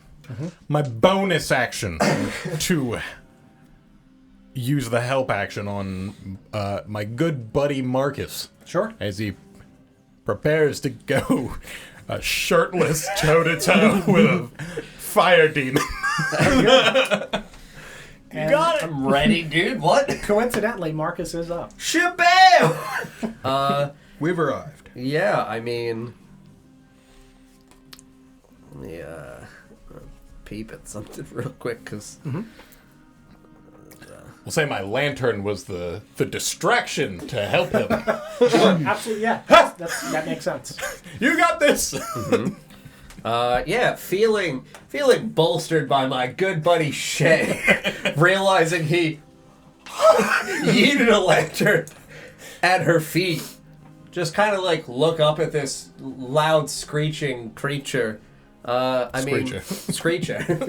See the slithering stone snakes on her face and hair, and I'll just slowly pull off my maul off my back. You killed my friend. That Warforged was nice. We're gonna cast Thunderous Smite on my weapon and just crash into the center where she had taken ye old yonder blade from her breast. Sure. And this is where we just pally crit it and go home. Fuck! No, it's fine. It's an 18 on the die, so it's still at least gonna hit. Yep, 18 hits. Yeah, so... Yonder bludgeoning. And yonder thundering. It is 12 bludgeoning damage, 6 thunder damage, and she needs to make for me a strength saving throw for Thunderous Smite, as I can push her back 10 feet and be knocked prone. I don't know if she could be knocked prone because she's very large. She's not immune to burn. Yes! Get on her, boys! Strength, you said? Strength saving throw, yes. no. DC is 13. Fail. Please fail. That's a 19 on the die. It's fine. I'm going to use my crusher feet Okay. and push her at the very least 5 feet backwards. She is, as long as she is no more than one size category larger than me. I'm She medium, is- so... Yeah, she's large. So Shabam! yeah. So you push her back 5 feet. So I will tell you, as you crack into... you can move the little pedestal thing under her. Yeah. She was the pedestal. Oh. That was just a... So a she marker. resists, like, the initial thunderish push, and I Yeah. just, like, crush her, push her backwards still. So as you crack into her with your maul, you can see that this, like, crackling stone skin seems to almost resist the bludgeoning force of your maul. But Okay. as this lightning reaction erupts from it, you can see small fractures pop out from her skin. Okay.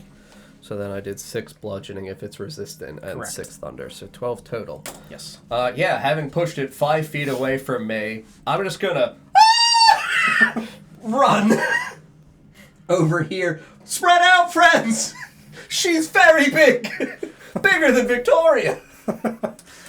Yeah, as you crush and she resists the first like push of your maul, your eyes kind of widen a little bit in confusion, and you continue down with the force as she stumbles backwards 5 feet back from you and just lets out another horrid screech.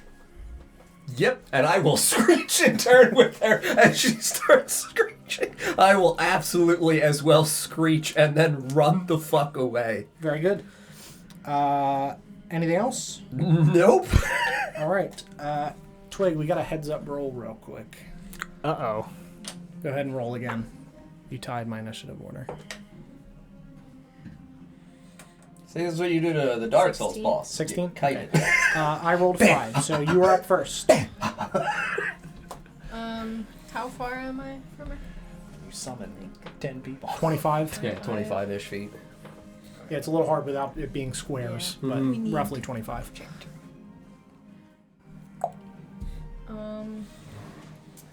Guess I'm gonna take out my rapier. Mm-hmm. And you said there are like chains coming out from Mm-hmm. Yep, red hot, fiery chains. Okay. I mean, fuck it. Run up on her. My rapier. I'm gonna try and hit her. Mm-hmm. And then. No.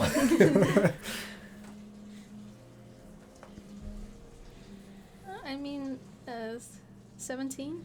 17 does not hit. No. Yeah. Then I'm gonna move. I'm gonna use my bonus action to dash away the other direction. Back That way. over Yeah, here. towards Yeah, How so much do you want to go? Sorry. go like, yeah, there. There. Okay.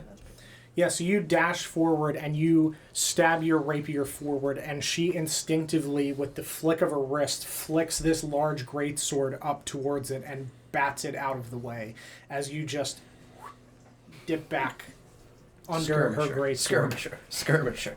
We are actually built for this shit. All right. My turn. Mm-hmm. So, was that like a lair action the first time around? Yes. Okay. Yes, it was.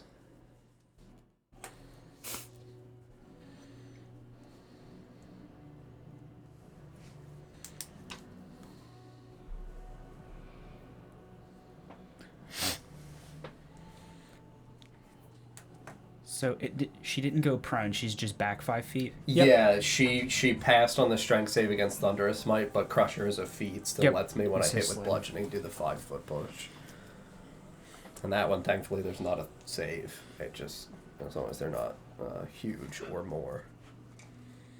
So, we can at least, she and I can at least kind of, I need to hit, obviously. She, thankfully, can just dip and dive and duck and dodge. I practice the 5Ds. Yep.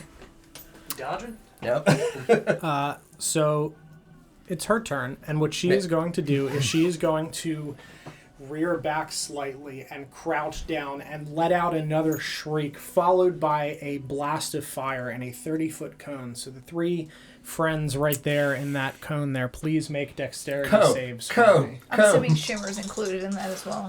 Yes. Just double run it. Oh, I'm sorry. Oh, there was a 20 and a 14. So I gotta add that. Me. Oh, shit. 23. Okay. Not 20. Okay, you don't take any damage. Cool. And then... Oh no, Shimmer! Shimmer dead. So that's gonna be an 18. Okay. You dex save? Dex save. My nat 20, it's gone. No, right?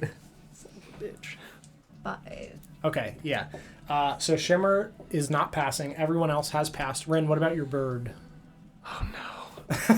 Your My bird doesn't dead. have disadvantage, so Correct. it's got a +2 to dex. It's 14. Okay. So your bird also succeeds. Thank goodness.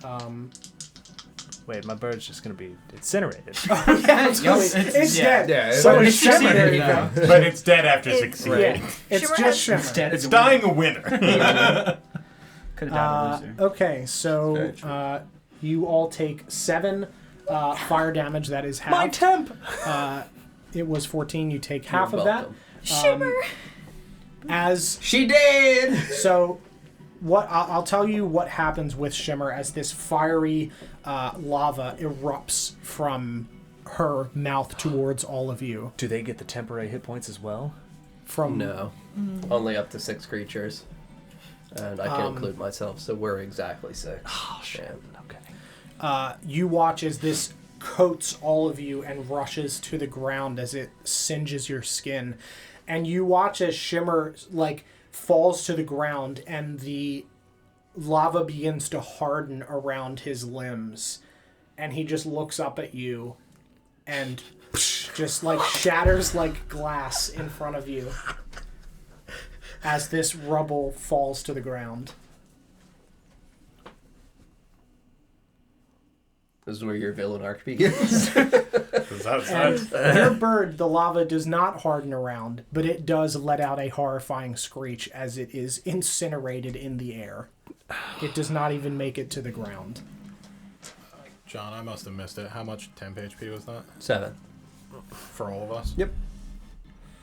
I also could have spent 10 more minutes and do it again to Shimmer and to the bird.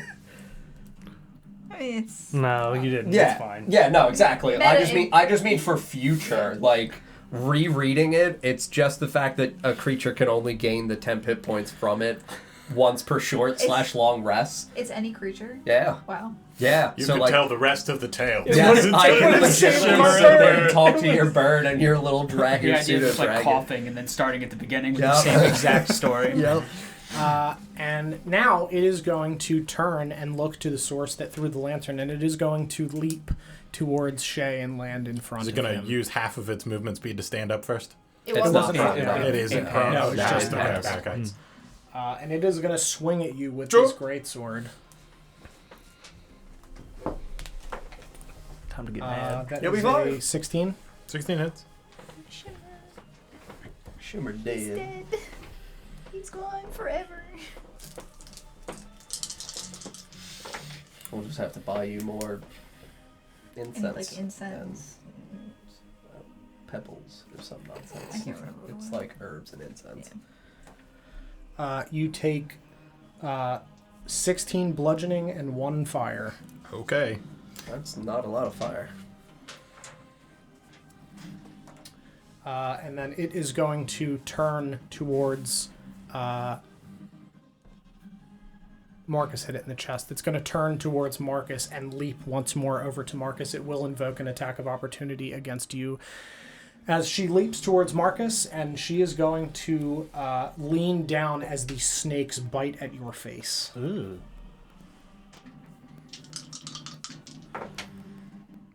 One is a natural 20, the other one is a 10.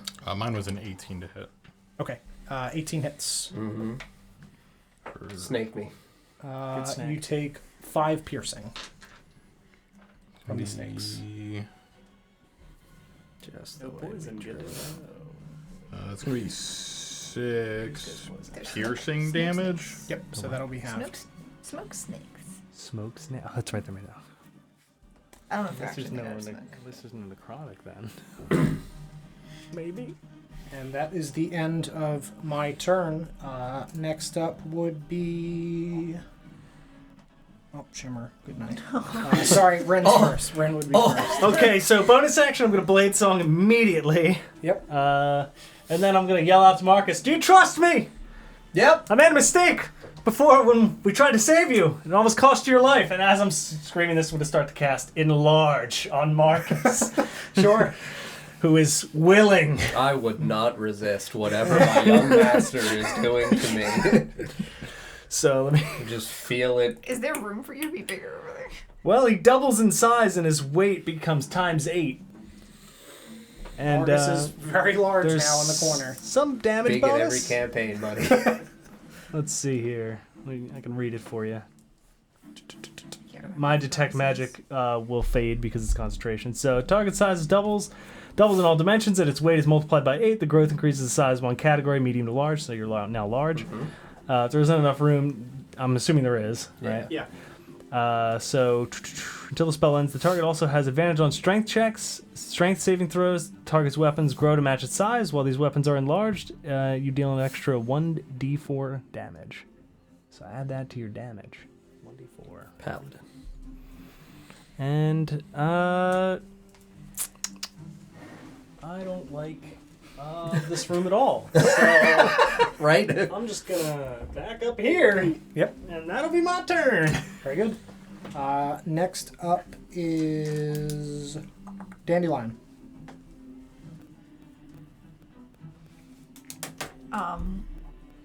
So Shimmer's gone. Is the lava that was forming around him It just still like there? cracked into Okay. pieces. You saw his form like disincorporate, basically. Disincorporate. Dandelion's going to stare at where Shimmer was. Mhm. And just turn and look at this giant lady. Oh, we're pretty close. And she's just going to scream and cast Hex. Sure. Using my bonus action. And I'm going to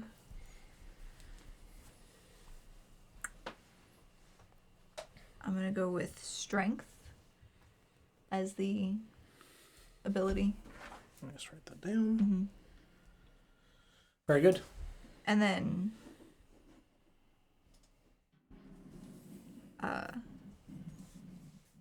very shockingly, I'm going to turn and Slap the microphone. the microphone and just send an Eldritch Blast. Sure. Yeah, go ahead and make your attack roll.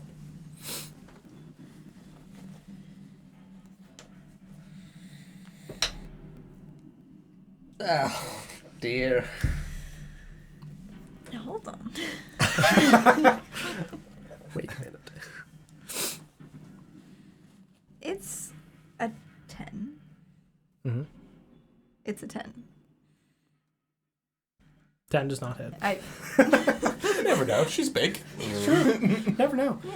Yes, you cast Hex as you guys watch as a brand appears on the back of this creature just below the hairline that forms into a small flower, and sitting atop it is a little shimmer branded into the back of this horrifying creature. Wait, Shimmer or Shimmer? Shimmer. Oh, no. It looks like Shimmer on the brand. Oh, no.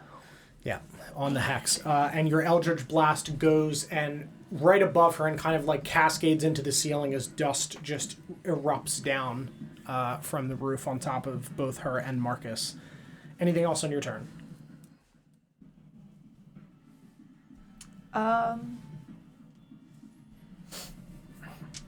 Yeah, I'm gonna zoom over to the center of the room as well.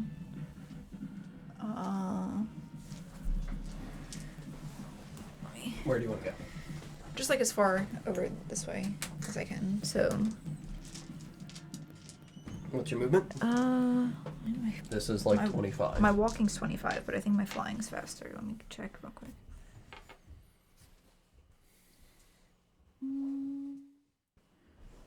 30 feet, yeah, so I can... Do you want to go this way, this way? Like this way, towards me. Yeah, that works. Just so that we're not clustered. Cool. Very good. Anything else? That is the end of my turn. All right, Mr. Pigeon, you are up. All right, I am going to cast mirror image on myself and make 4 Mr. Pigeons. Mm-hmm. And correct. well, 3 additional Mr. Pigeons. And Mr. Pigeons. then I'm gonna cast a spiritual weapon behind her Very good. and make an attack when it appears. I think. Yep. Yep. Cool.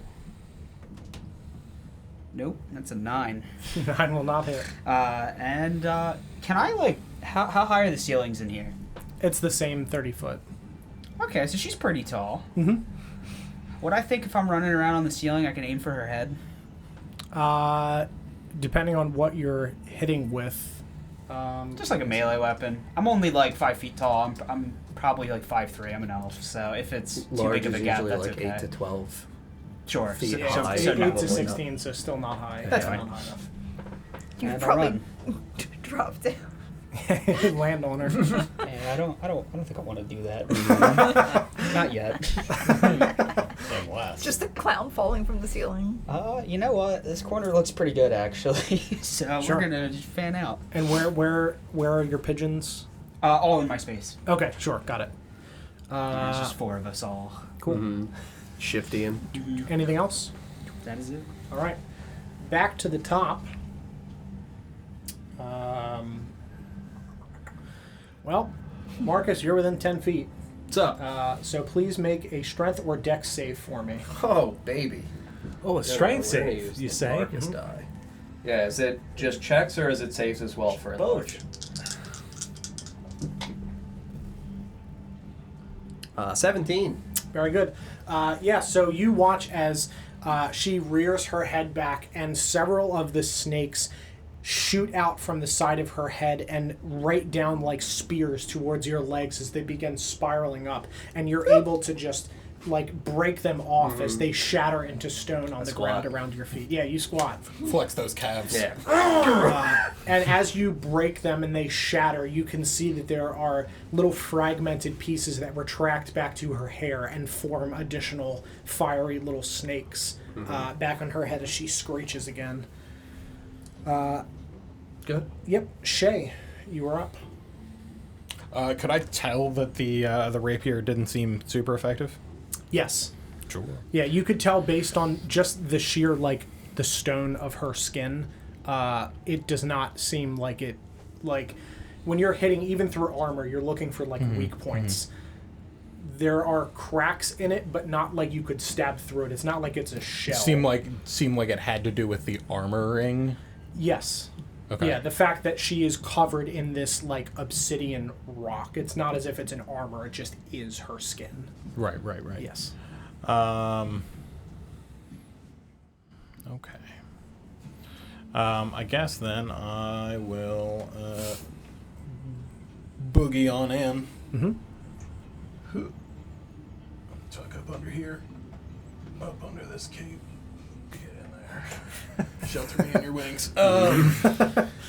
And we'll see if we can't get over the old back of the knee. Sure. Yeah. Ooh. Do I trust you? I don't know if I don't trust either of you. Damn it. We need a dice Don't check. fail me. 14. 14 will not hit. You stab towards the back of her leg, and 2 of the snakes from the back of her hair shoot down and cross and block your blade as you try to stab towards the back of her leg. Sure, I'm gonna kick her in the shin and use the help action for Marcus again. Sure. When Very you go to, like, direct / command me, if I can utilize my reaction. Not me this time.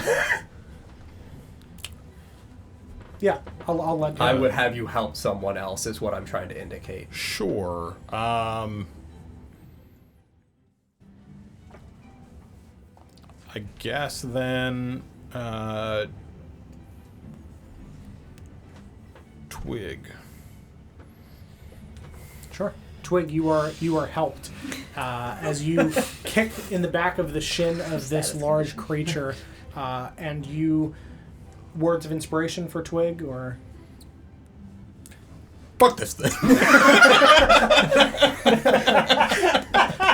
Yep.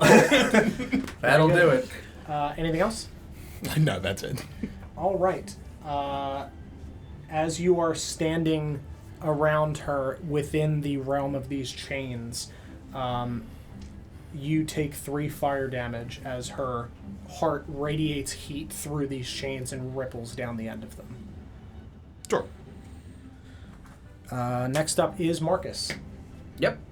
I'm gonna look at this thing and, well, there's not really much space for me to make my way around in here, but I am going to cast, I'll pull out some powdered silver from that mirror I scratched up and cast protection from good and evil on myself. Very good. Recognizing, like, this one's gonna take a while.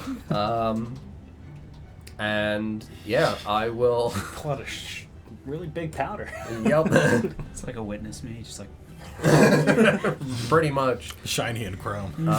Yeah, and then I'm going Snorts it. to just drop my maul and see that this thing has a big old fucking sword, and I'm gonna pull out my family shield and, for the first time, actually prep myself to tank. Very good. So, maul on the ground here and shield in my hand. Very good. Kind of wild that you haven't tanked yet. Yeah. I mean, I have tanked, Yeah, I just you have. have not actually donned You've the done shield. it shirtless and Yep. Yeah. Yep.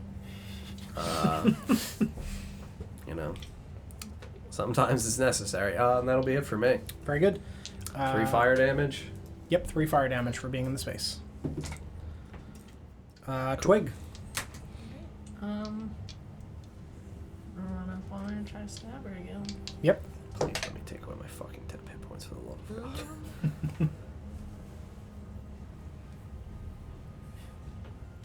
26. 26 will certainly hit. No. I gotta go. You could just play dead like a bear. Surrender.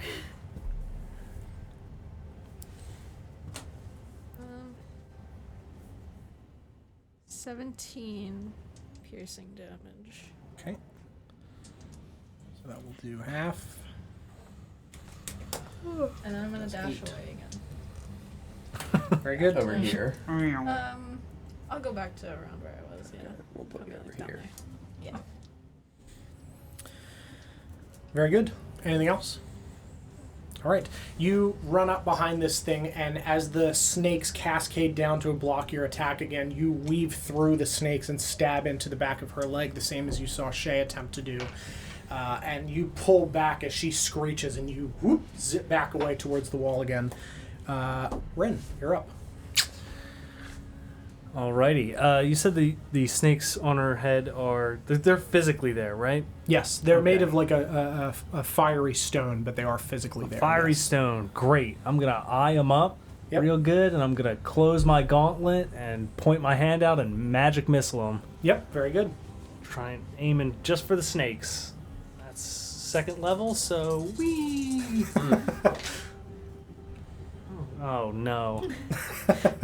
So that's 6, 7, 8 points of damage. Mm-hmm. Plus It's 1 force per damage. dart. Plus 1 per dart, so that's 12. Very good. You tell I never cast it. Yeah. Spell. Yeah, it's pretty Always good. hits. So you close your fist and concentrate as you close your eyes, and you open them and look directly towards the snakes and punch forward as this blue light erupts from the end of your fingers and strikes into this mess of slithering snakes on her head, as several of them like shoot off and crack into the wall on the side, and they reform on her head. But she and the snakes screech as you hit her with these blue bolts. Fantastic. Mm-hmm. That will be my turn. Very good. Dandelion.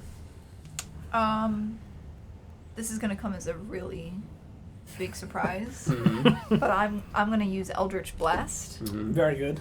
and I'm going to hit her with it this time. Mm-hmm. Understandable. Just hit. It's so easy. Uh-oh. 12. 12 does not hit. You Eldritch Blast again, and this time strike into the side wall. It like zips above Shay's head under this cape, and just strikes into the back wall, and more dust cascading down. Anything else?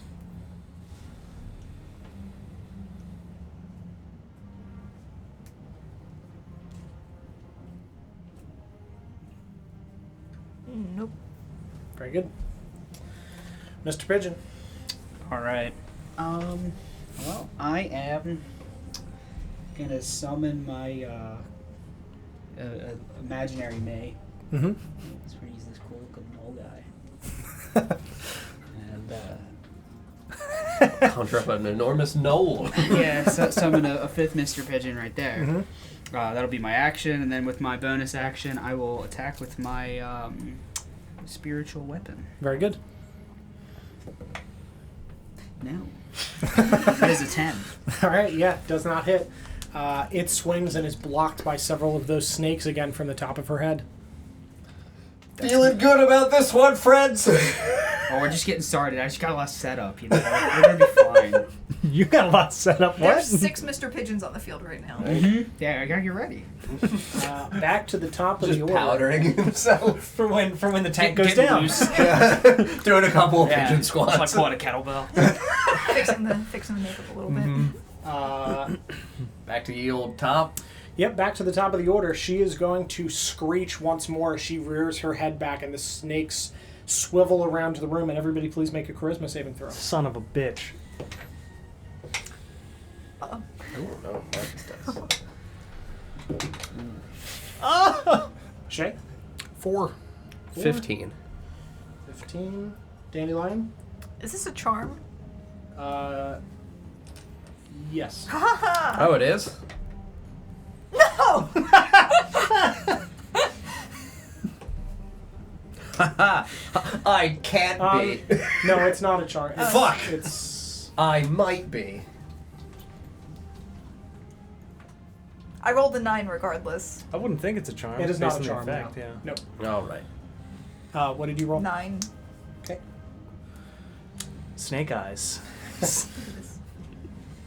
20. 16. 16. Doing And great. Mr. Pigeon. Natural 1. Oh, For a total you- of 4. You win! We're going to die. Mr. Pigeon wins. We might. Yeah. So the people that failed, you Oh. have disadvantage on dex saves and attack rolls until the end of your next turn, as your ears are ringing horrifically from this sound. Who failed? What's the... Sorry, the DC is 13. Okay. I figured I was in that list, but I just wanted to make sure it wasn't So something silly. Marcus and Twig are good. Everybody else has failed. Next, Disadvantage until the what? the end our of your turn? next turn. Yep. Okay. Next up is Shay. Damn it! Damn it! Damn it! Fuck this thing. Fuck this thing. Fuck this thing. Shrieking! The lower one's a 10. 10 does not hit. And then I'll bonus action use the help action for Marcus. Do we have any kind of flanking going on yet? No, it's With large, it being right? large, Yeah. yeah. Fucking close that thing. My wizard bones. Yeah, I guess Marcus. Sure. I'm chanting to myself, like, in game. I see you, like, stabbing at its knee. I've got a shield for my first time. Marcus. You're just And you will your take dad. the three. Where are you? The 3 fire damage from the burning aura around her. Sure. I'm bloodied. Okay. Next up is Marcus. Okay. Yeah, I will brandish the Warhammer of Lathander and smote my enemy upon the mountaintop. I will not. It is a 16. Okay. You don't get any kind of bonus from being larger, right? It's just the strength stuff. The damage. Okay. That's damage. Yeah, it will not hit. Yep. You swing with this warhammer, and she throws her blade up in front of her face, blocking your attack and pushing your sword away, almost militaristically. Yeah, I'm gonna look at the Warhammer of Lathander and just kind of like, is this thing on? Come on, man. This is actually a problem. Yeah, I have to stay and take the 3 fire as well. Oh, thank God. I still maintain my concentration. All right. Twig, you're up. Same shit, different turn. Same shit, different turn. Rogue life. All right. No, it's a 14. 14 does not hit. Yep. I'm gonna Don't dash worry, away. guys. I'll keep hitting it. Back to where I am.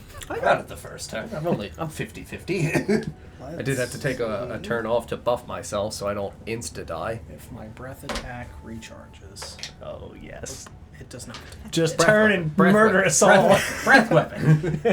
Yeah, so she is going to look down at you and swing Look her down at greatsword. me. I'm you're the same large height. as Same height. well. This is- You look me in the eyes. This is King Kong and Godzilla over Yes. here. Come She's on. going to lock eyes with you and swing her greatsword towards you. So is she celestial, fiend, elemental, fey, or undead, or an aberration? Because if she is any of these things, she has disadvantage. She is elemental, yes. Shabam! Disadvantage on me.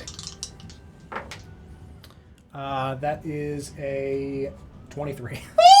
Oh man. Yep. I'm so glad I put on the shield. Thank God I went to 18 AC.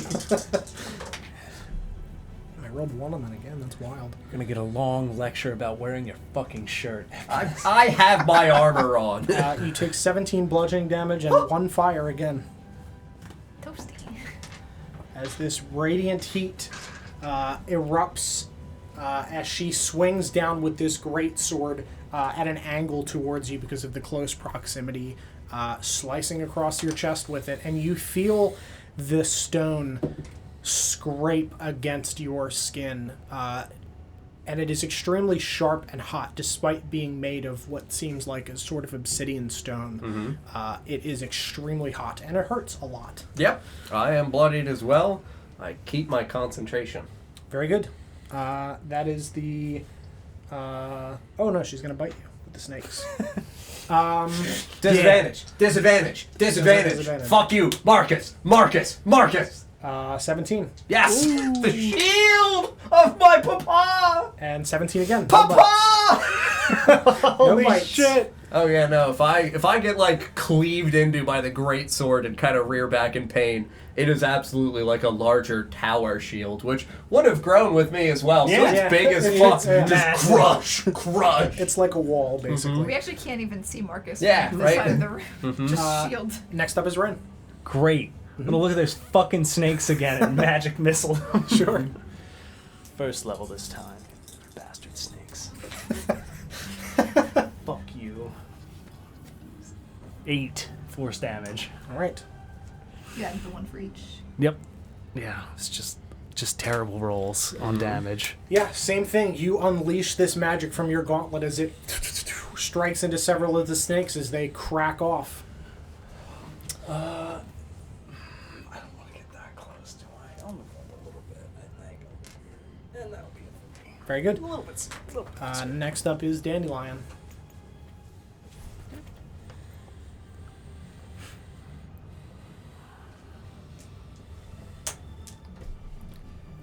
Large, you say?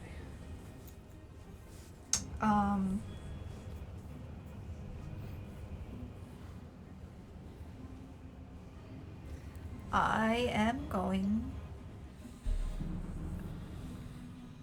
to look at this thing, and having just had 2 of my attacks not hit, I'm Yep. still super mad. Still super mad. Still super mad. I'm just going to start doing a little whisper, and I'm going to cast Dissonant Whispers Very good. So that is a wisdom saving throw. Do you say anything? Fuck this thing. It's in Sylvan. Oh no.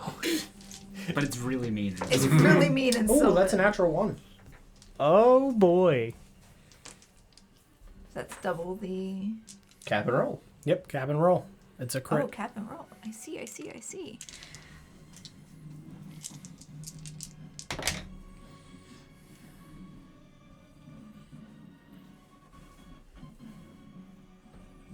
That would be 28 points of psychic damage. That's a lot. And you must immediately use the reaction, if available, to move as far away as you can from me.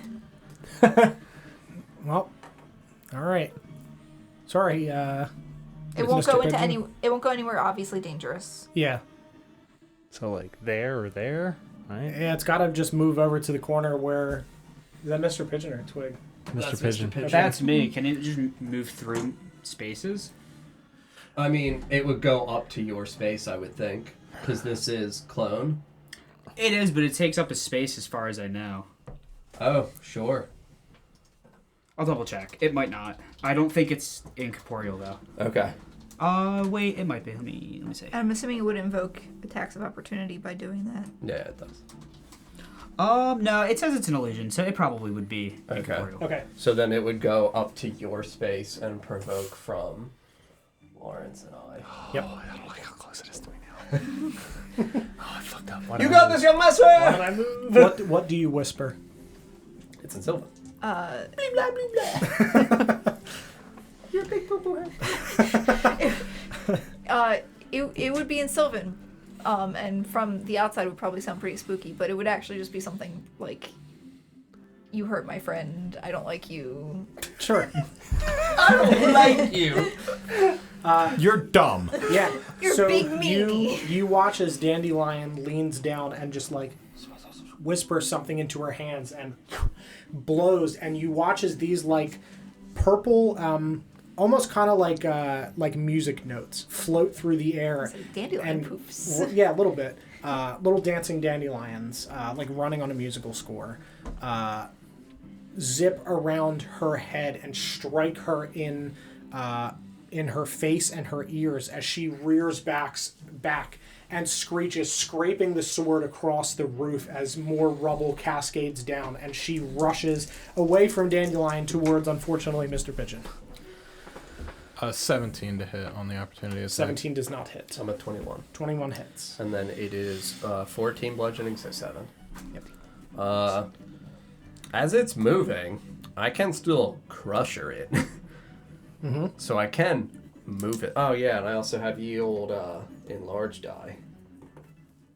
An additional 2 damage because 4 halved is 2. Very good. She is bloodied.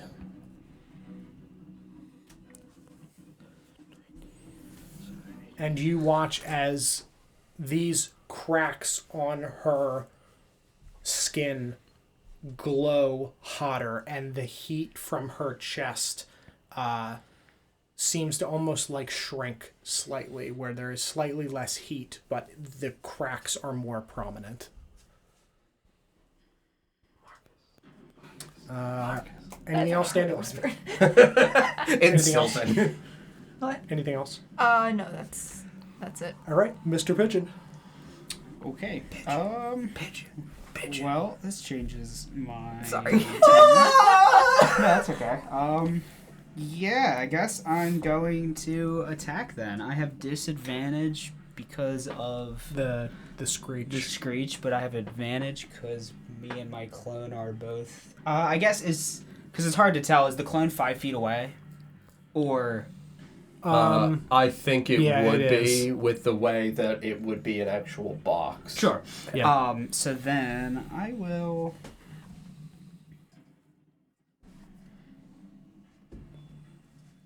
I need one of those like clear ruler Mm-hmm. doodads.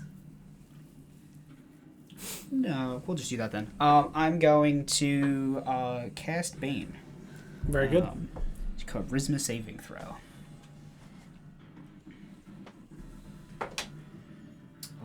That is a 3. It will fail. she will fail. Sorry, And then 3 I'll on the run. die, so 5, but still. I guess I'm going to assume she's up against that wall since she had to go away. So Yep. that way, 10, 15, 20, 30. Blah. Very good. Run over there. I'll use my bonus action to move my spiritual weapon. Slide that up. And make that attack with disadvantage. Very good. No. That'll be a 13. Okay. Yeah, that will not hit. Rules question: do you make Yes. the attack? Yes. Okay. With spiritual weapon, Yeah. yes. It's usually a good thing Mm-hmm. because of the advantage. Your there. mods. But Anything else? that's it. All right. I have disadvantage on strength saves, and I'm baned. Back to the top. Lair action. Fucking screech Did at you me say- again. The strength. Was that from Hex? Yes. No, it's baned from. Well, No. Bane and then Yes, it's baned it's and- not strength saves. It's strength ability checks. Oh, okay. Yeah. Yeah, it's going to turn to the closest thing, which is Good Boy Rin. I hate you. Mm-hmm. Do it. Please make a... Oh, and you're just within the range, too. Please make a strength or dex save for me. So I have disadvantage on dex. You do. Fuck. Give me a second. We'll go with strength save. Sure. I believe. It's a 7. Okay. Yeah, so you watch as 2 of the snakes cascade down from her head like spears to the ground and begin to wrap up of your legs, and you are restrained until the beginning of the next round. Restrained? Yes. Fuck you. Great. Mm-hmm. So the beginning of the next top of the order. Top of the order. Gotcha. Yep. Next layer action. Don't leave me alone. All right. Shay, you're up. All right. I'm sure you'll hit this time. Probably not.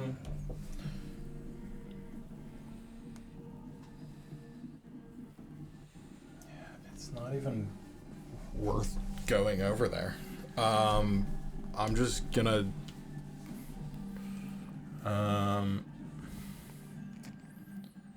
Yeah, I'm just gonna back up a couple of spaces and. I'll back up to just one. And I'll just use my my bonus action to.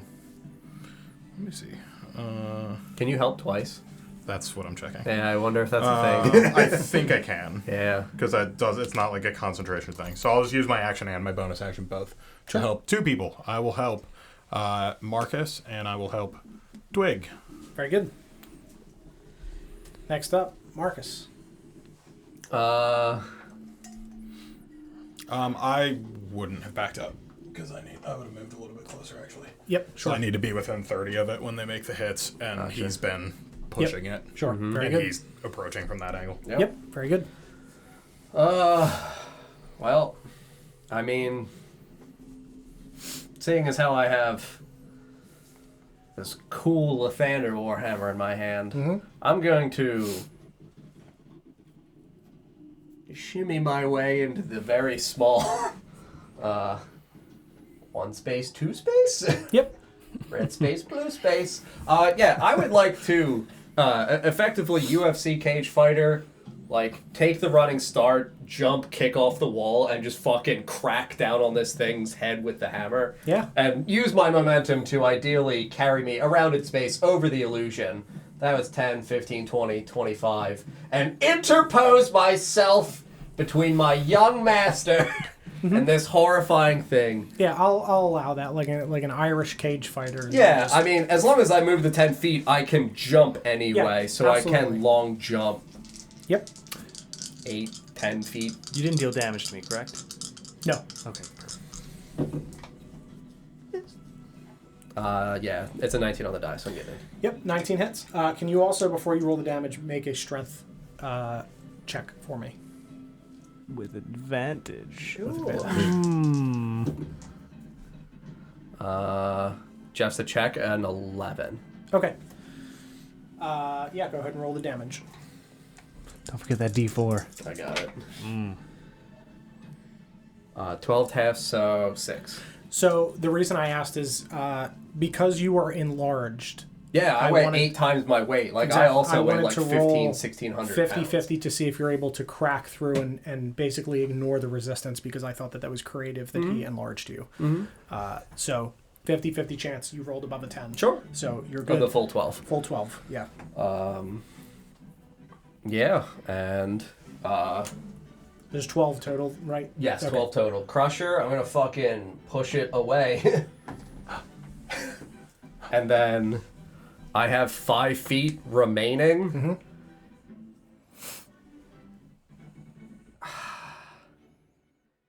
Does me pushing it break the restraint? Are there like snakes around him? Like, grappler can Sure. be broken if the grappler is moved away.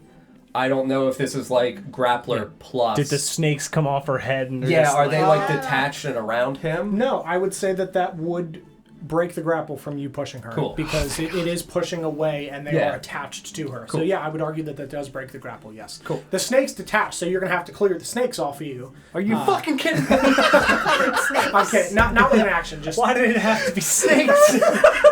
Could have been bears. Could have been bears. I could have had a bear monster. I'd be down on the ceiling. Yeah, no, if I broke it, I would move 5 feet here, like next to it. In fact, I just want to get out of the 10 Sure, foot of the absolutely. fucking fiery Yep. chains because I need to keep my concentration. Understandable. And then that is all for me. Alrighty, Twig, you're up.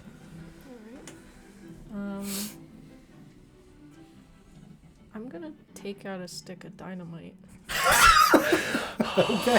Oh, man. and I'm gonna light it and toss it like right in that little nook there. Sure. Because there's a wall there. So it has a blast radius of 5 feet Okay. from a point. Actually, I'll do it a little farther out, like right in front. Okay. You know? And yeah, I'll do that. Okay. So it's a dex saving throw. Okay. When in doubt, dynamite. It's a Bane. It is a game dex save. Cowabunga it is. I still have 5 bundles Oh, left. God.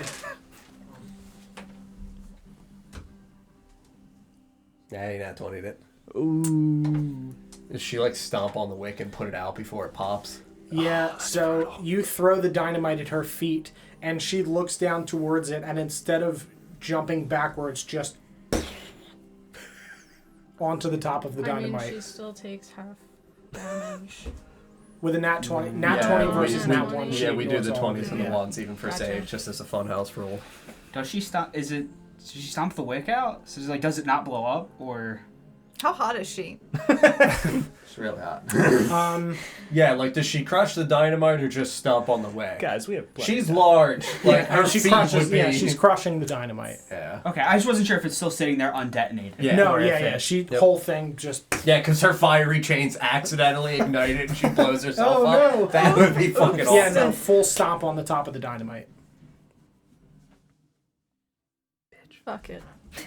I'm gonna run back. Just a little bit. Just Okay. a little bit. This is Like such a 10. rough fight. Do you want to go more or are we good No, there? that's good. Okay. Just a little bit farther. Okay. All right. All right. Yeah, I am going to flip around. I did just hit you in the fucking Yeah, dome. and I mean, you're the person that's right in front of me, too. Oh, don't breath me. Please, no breath. Oh, we're clustered again. She is Yep. going to Baned leap towards you with this greatsword. Disadvantage. Two-handed. Disadvantage. Damn, Disadvantage. and Baned. Disadvantage. Disadvantage.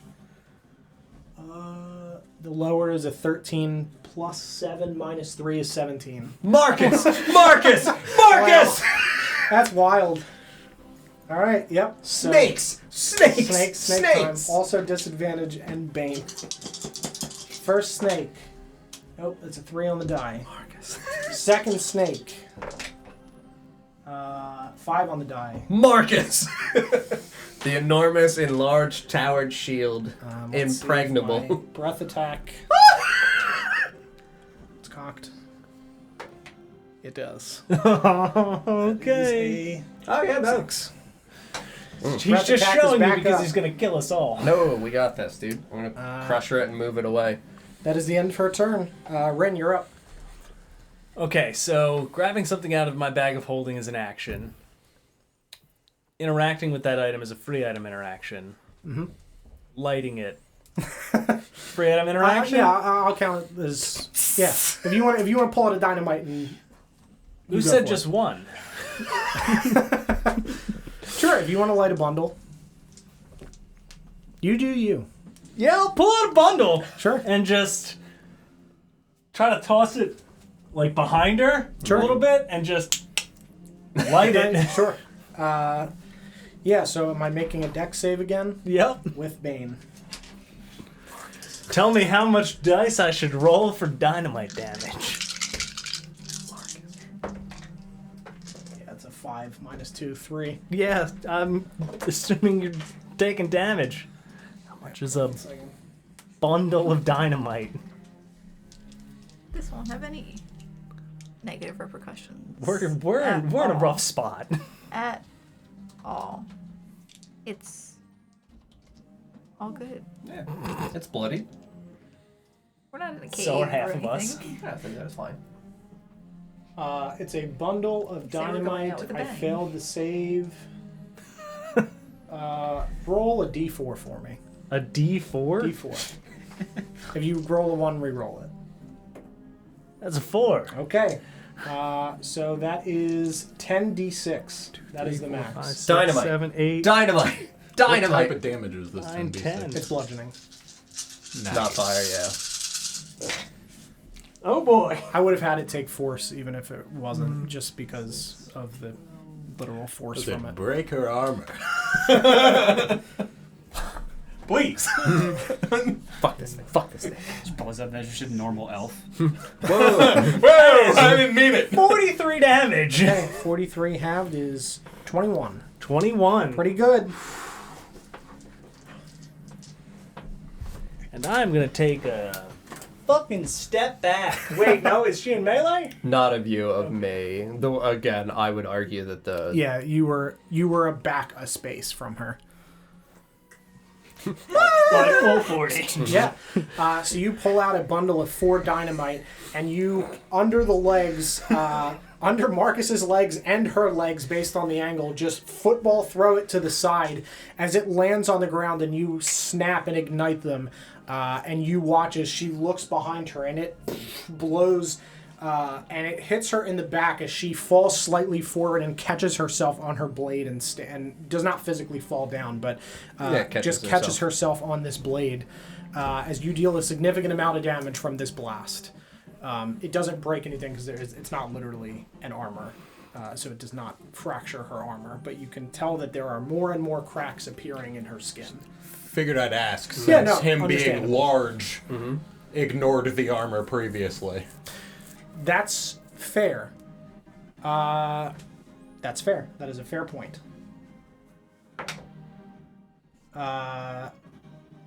Roll a... Roll a placement check. I mean, my thought would be like con save on her part as like Okay. she's starting to crumble. Sure. And That's then fair. instead of losing her armor, she can just get like a -2 AC penalty, something along those lines. Sure. Where it's not a full tumultuous breaking of the carapace, but like something. And I would Yeah, just... that's a 12. So, yeah, I would argue that starts to crack that. Yeah.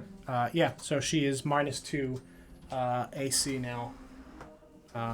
Yeah, where she's got to have like some kind of existence beneath the stone. Yeah, that's fair. Fair point with him being large and that being a lot of bludgeoning damage at once with a lot of force. That's fair.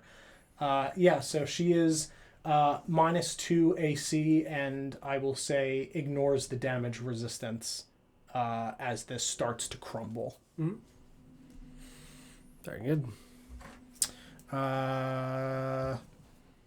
There, Dandelion. Fuck this thing. Fuck this thing. The effect from the ringing is over, right? That was the last. It was Yes, was the yeah, previous we were on round, the yes. stun from the young master. Then what I would like to do is Eldritch Blast this Very good. thing. You got it. I Give it think the business. technically Marcus is in the way, so I'm going to shift over this way. Mm-hmm. Oh, that's right, because he's dull. He's Yeah, it would be big. giving her cover. Also, I did think of something cooler that she would have whispered. Sure. Last time. What would you have whispered? Gucci gang. Hey, little mama, let me whisper in you. Is the So answer. in Sylvan, she would have whispered about how you've killed the creation of Oberon, King of the Feywild. Like, Sure. very like How dare you? how dare Yeah. you, poetic, angry. Sure. Nothing I can come up with on the spot because I can't. Sure. But Yeah, it's cool. absolutely. It's cool. Regardless, nobody heard it because it was in Sylvan. Yeah, And I'm assuming nobody but you speaks Sylvan. knew. In my brain, I- it was. Marcus heard it. So I would argue that with Druidic and Yeah, Elvish, we've already made that that comparison. like Sylvan is still a thing that Yeah. I would So it's understand. something Oberon. It's like, oh, Yep. You fucked up wrong. why? I need to stop. with Did you this. roll another? I rolled. So This it's is what it's like playing a campaign with Sarah. Never fails. My bones. Right? All of Princes of the Apocalypse, Paul. All of it. so the problem is that this is the dice that I made, and I was like, this reminds me of Zephyr. Why would you use them? With homage to the cursed character at the boss fight. Why? Because they're pretty. Are those the Zephyr dice? No, these are the Zephyr We've dice. Don't touch them! Maybe Don't touch them! maybe try those next. We have missed out on so much And now she touched meaningful it. force damage, Paul. I've been doing a I lot. know. What if, trying. what if you 15 does grind not them into hit. dust No. and put them in new dice? Honor your spirit. Let's get a With ball my peen own hammer. hand. Just crush them and put them in You resin. guys want to and make office new space so they have dice. the strength? They look like the sky. Have you attuned to these dice? Are you sure they're not cursed? I made them. How could I not be attuned to them? They must be cursed. It's like an artificer whose Unfortunately, does not creations- hit. Do you have any like weird candles lit while you made them, or? No. I did. Maybe I should have. Anything else, Dandelion? Stomp my foot in the air. This shit sucks. Fuck this thing! All right, Everyone's gonna be so Agreed. upset. Mr. Pigeon. All right, I am gonna run in 20. Can I run up this wall and like? You be, sure like, can. halfway up? Alright, I'm gonna be on that wall. You got the magic shoes Get that I those sold you. snakes, man. All right, so I'm gonna use my bonus action to have my clone come running in, and actually he's gonna run in front of him. Sure. I'm gonna run behind, Ah, the old and then I'm front gonna, and behind. I'm gonna deliver and inflict wounds through my clone. Very good. Since we're both within 5 feet, I have advantage. I think for the first time I'll get to use my elven accuracy. Oh baby. Well, we're gonna need it. Oh no. Please.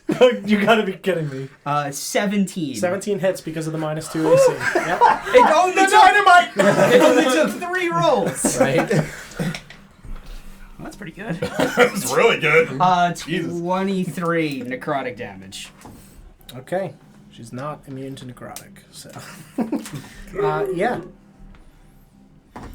You and your clone is doing this, right? Yeah. Yeah. I run behind the clone, like, Yeah. reaches up. Come here, man. So the clone reaches up and puts both hands on either side of this gaping, like, flaming hole in her chest and just presses its hands to her as this black-purple energy oozes out from its fingers and goes into this, like, chasm inside of her chest. And you watch as the flame bursts out from the center of her chest with a purple, hot light. And she rears her head back and screams as several of the snakes begin to crumble from the side of her head and crack into the ground. She is very bloodied. She is not dead. Okay, that's me. Yep. Lair All right. action. Lair Lair action. action. Lair action. Everybody get those charisma saves ready. Obliterate. I'll Listen, use the actual Zephyr. I'm dice tired of time. this screeching. Okay, I'm done. Alright, I think we passed this time. All right, Marcus. I haven't rolled yet. Oh, very good. I'll go the other way then. Shay. 5. All right. I'm a dirty 20, so I'm good. 19. Okay. 15. Okay. 12. Okay. 22. Okay, it is just Shay. Finally. I didn't fail it. Charisma not your strong suit. Next up is Shay. Shouldn't it be? Fuck this Wisdom thing. and Fuck this intelligence. thing. Fuck And this dex. thing. You're like an emissary, right?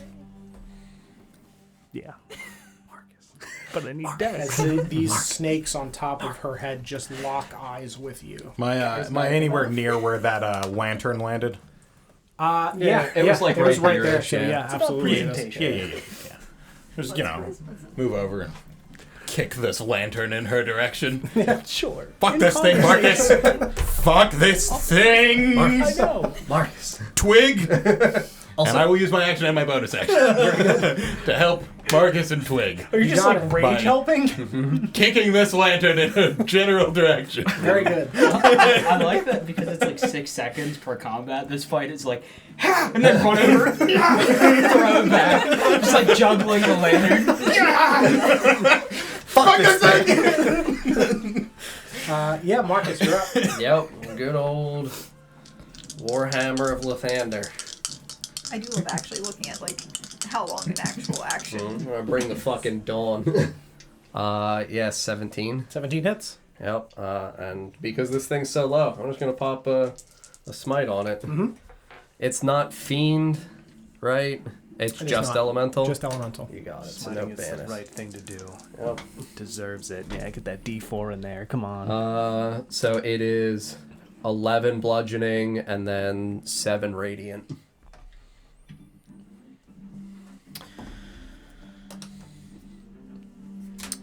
Marcus, please describe for me the final actions as you strike into this creature. Oh yeah, I'm gonna like lean down, kind of like obscure myself ever so slightly with the tower shield, pull the warhammer back behind me, and like spin it in my hand. And while it's spinning in the motion, I would just more thrust it forward into the core where Mr. Pigeon's clone just like Sure. predominantly broke through this carapace and tried to just blend her inside of its heart. Sure. With bludgeoning damage. Yeah. And just, yeah, absolutely say, like, the dawn shall bring you life. And as you do that, a daylight essentially erupts I'm Jesus. from this warhammer inside of this spot in her chest, and she screeches as this thunderous boom radiates out, and all of this smoke on the walls, this like ashy dust just ripples across the wall, and she stumbles past Marcus, holding herself up on the sword, falling to her knees as some of these snakes are cracking off and falling to the ground, and pieces of this shell are falling off of her, and you see just white hot skin below the areas where this stone is cracking as she slowly crawls, and the screeches get softer and softer as she pulls herself back to the pedestal and slams the blade into it before her hands fall limply to the ground and she crumbles into ash at the base of the sword. And the area where the pedestal was glows with a white hot light, and you are all blinded momentarily, and you see the figure of the Flame-Eyed One charging into the castle again, as if in a sort of flashback, as she spares this child, and where the previous vision ends, where you see everything fade to black, you hear the sounds of crumbling, and you see her walk inside of this cave and stab the sword into the ground as she vanishes from view. And as you come back, not being blinded by this light anymore, you can see that this sword, shimmery black smooth obsidian-like stone, no more crackles inside of it, cascading down to a red snake-tipped leather-bound pommel as it sits glimmering, and it is utterly silent.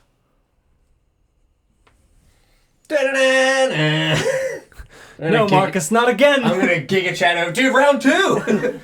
Ha! I would 100% like drop the Hammer of Lathander and my shield. Just 2 fingers. And, run over, and I'm still large, right? Yeah. Yeah, run over and just one hand kind of curled backwards and attempt to rip this thing from the pedestal. Yeah. And I'm going to pull up something real quick. Lynn, if you'd like to post the other artwork. Oops. Just called Luna. Hello? Artwork!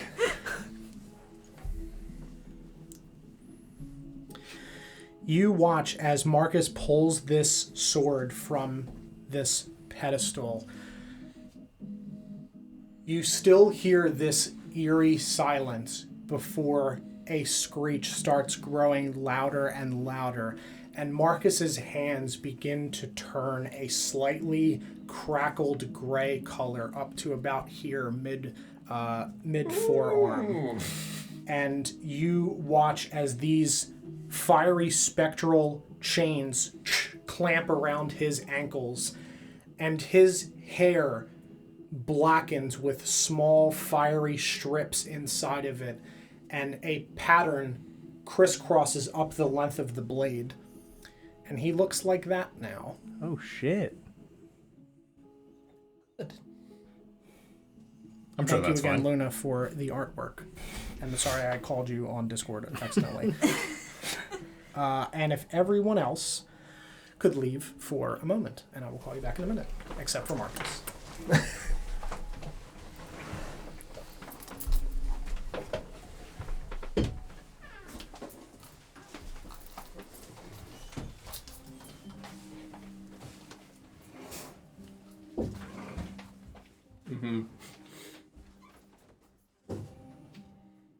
Lawrence sent me that for the kill. That is funny. Yeah, so as you grab this sword, everything around you fades out. You don't hear this screeching. You don't notice yourself change. It just fades to black. And there is this white glow in your eyes that slowly focuses into view, and you are standing in a forest that has been just raised from fire. There is smoke rising from it. And sitting atop a tree stump that is so incredibly charred is this elvish woman that you saw from the vision, Milana, with fiery hair and orange eyes that slightly fade. And she looks over towards you. Who are you to think you can wield my blade? I am but a simple man. Yet you will kill for me. Do not kill for anyone. You are but a vessel for my power. Somehow you manage to wield it. But I will overtake you.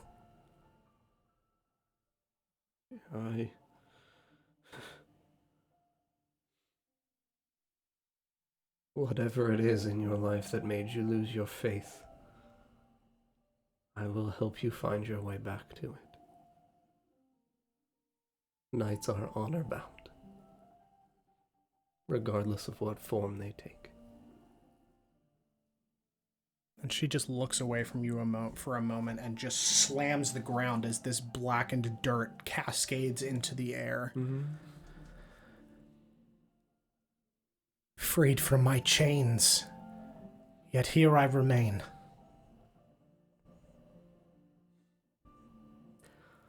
Perhaps it is not the chains that bind you here. Perhaps you have condemned yourself. But I will help you find mercy and atonement. What would you know? You defeated me in battle, but that does not. And she stops for a minute and, like, catches herself. You have won this battle, perhaps. But I will fight. And every breath that you take, every step that you walk, I'll be watching behind your eyes. Then you will see the deeds of a knight of Fjordain and the crusade that he has undertaken for righteousness and goodness.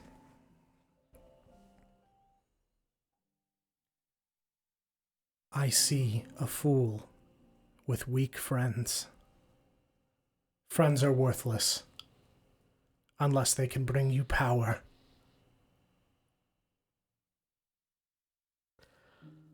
I have found no power greater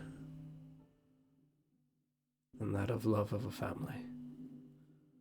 And these friends are not just friends. They are my family. And I pity that whatever malice has corrupted you has blinded you against your own past. But I have seen the mercy that you shared, even amidst the all-enveloping wrath that you possessed. Couldn't hurt that child.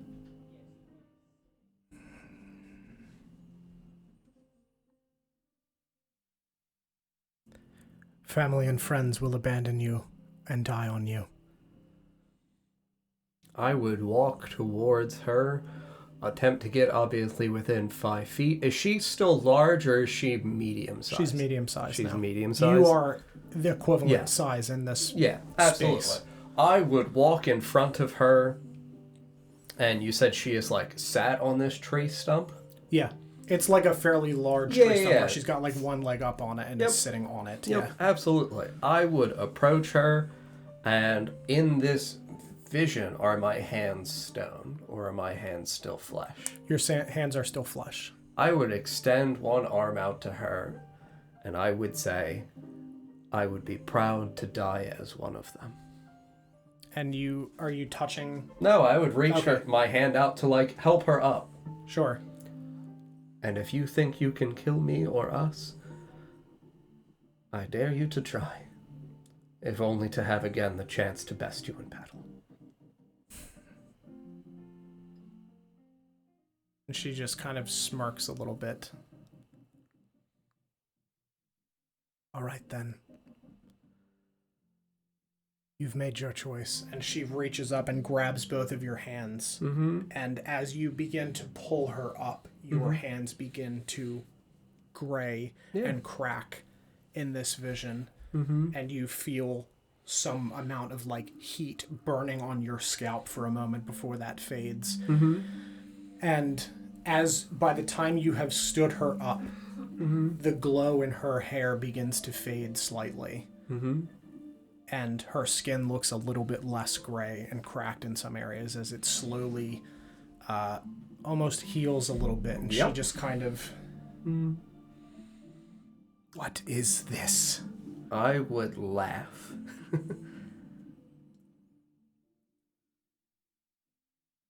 Knights bear different scars based upon the battles they face externally and internally.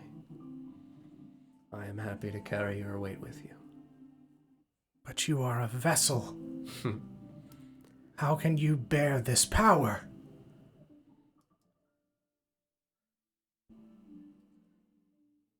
As a young boy,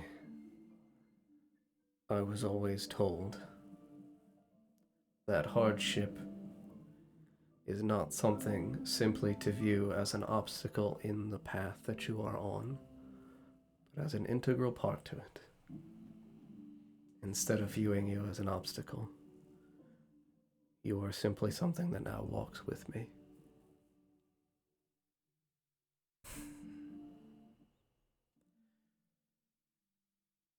What is your name? What do I call you? For a long time, my name bore shame. Shame of a father who, like you, was scorned and misjudged for the good deeds that he did. A man that many thought lost his way, who simply undertook a path that not many would have had the strength or conviction to undertake for themselves. I am a farmer. My father was a knight, a man of great honor and duty. Ideals that he and my mother burned into me much like this stone. I am resolute. My name is Marcus Shaw. It is good to meet you, Malona. And she kind of just steps back from you slightly, letting go of your hands, and looks down at her own.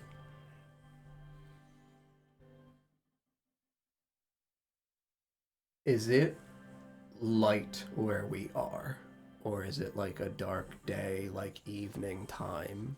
It's dark at the moment. Yeah.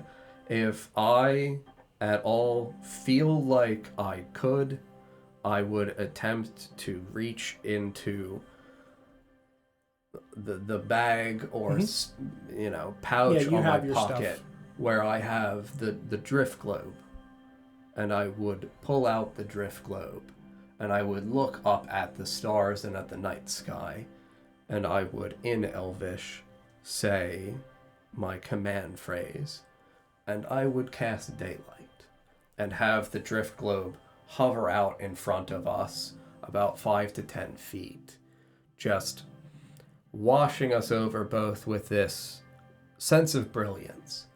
And I would tell her, you have endured a perpetual darkness for a long time.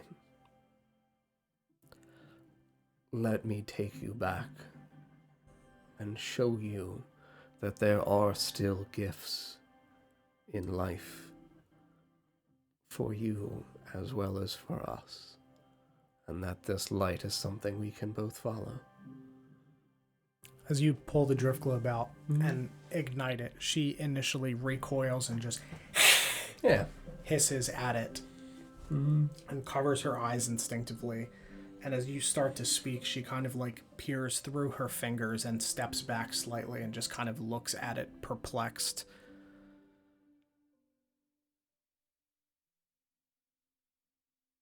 I had forgotten what it looks like.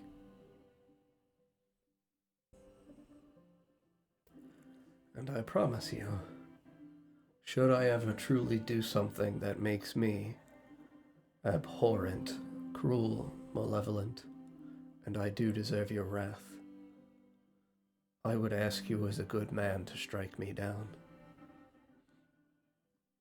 A pact between knights to ensure that I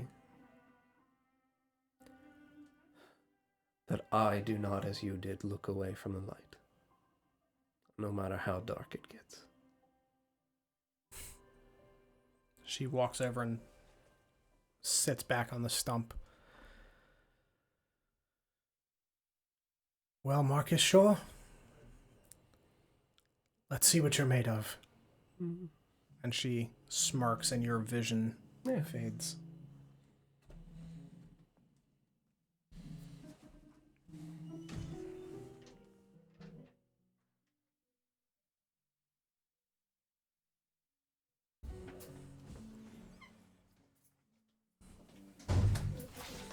Did he kill us yet?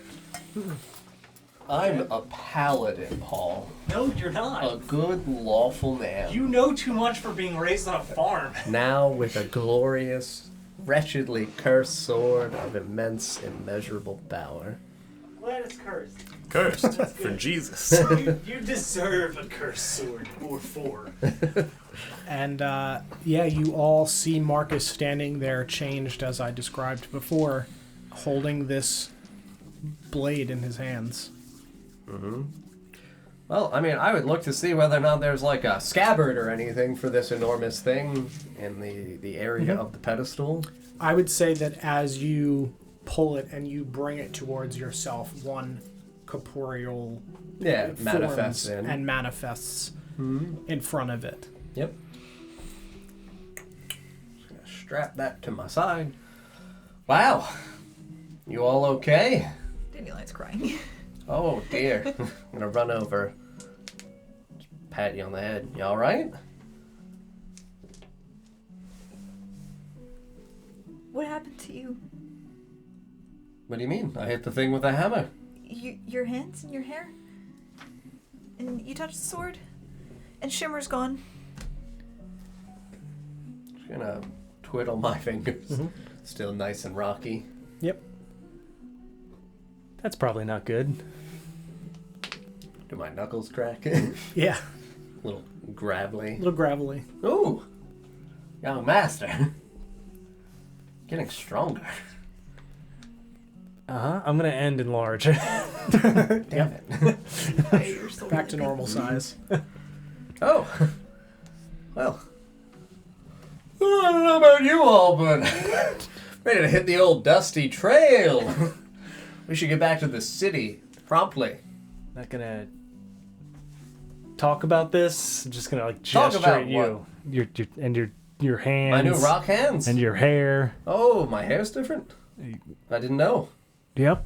It feels a little warm up there. A little warm. A little warm. I'll put my hands near it. Is it actually like hot? Not hot, but it definitely radiates some level of heat more than like a normal human scalp would. All right, I would just Which is crazy because it's a lot of heat. If you get any headaches, just drink a lot of water, I guess, or take Yeah, a cold absolutely. bath. Very good. Very, gotta make sure I stay hydrated. My skin's getting a little dry. Oh, Shay, you're hurt. Yeah, Let me just lay my hands on you. sure. Yeah. No, I'm kidding. I will absolutely laying hands and give you 10. Are you still bloodied after 10? No, Very good. thank you. Of course. Fuck that thing. Yes, that thing was horrific. I thought maybe we could be friends. Yes, I think we can be.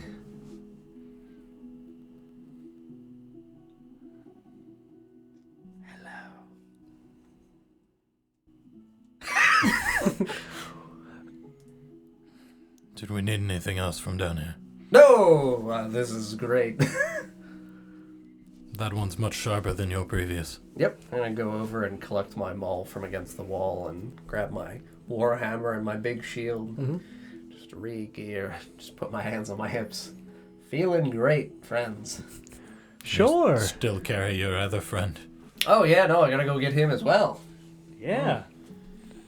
I'm gonna approach Dandelion and pull out of my bag 10 gold worth of charcoal, incense, and herbs, and give it to you, so he can bring Shimmer back. You think it'll work? Yeah. But maybe wait. Let's not do it here. Back at the inn. It's a good idea.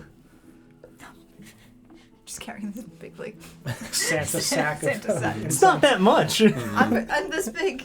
Okay. Well, you're excited, so whatever. I'll start making my way out. Yeah. You guys make your way back out across the various jumping points without incident and across the... Carrying the Warforge. You're good. You guys make it back across the Sea of Letters as Santa Claus Fiery Marcus carries the Warforged back, fireman style, quite literally, back across the letters, and you make your way up and out, push the statue back in, and make your way back to the inn. I'm gonna grab the sapphires. Are you replacing the other gems, or No. you... Okay, just taking them all. Very good. and the door. Do we see this Slides back into lore-forged place. orb on our way back out? You do not. When we ascend out of this lower portion of... We were in a library, right? Mm-hmm. Yeah. As Yeah, you I have to read a lot of enter, books. as you enter into the library, you do not currently see anything. Anything? It's just a It's void. just black. You don't see the orb. Sorry. See nothing. I mean, is there like an open portion of library where it might be if it had just ascended straight up? Hard to say. In because you guys relation went to, like like- you guys went like out of the back of the library down, Sure, and sure. it went up, so it would have gone out outside of the library. It's in the alley. To the courtyard. The courtyard. To find the soul of our robot friend. I mean, if it's not out of the way to Yeah, glance. Yeah. Yeah. Assuming he didn't just keep going to the moon. Yeah. I assume that. You guys walk and Is the moon more full? No. No, the moon is not. How more full is the moon? It's the Now same. a half. It's the dude. What have you done? The two Doritos. Yeah, you guys walk out. It's very dark now, as it's probably 3, 4 in the morning now. Great. And you guys do not see this orb around the outside of the building. You look up at the moon. It doesn't look any more blue or anything. You don't see it. You're not sure where it went. I think it just kept going up. I bet the moon took it. Okay. It might have eaten it. That's a theory. Look at it. I guess a hypothesis. It doesn't look any different, right?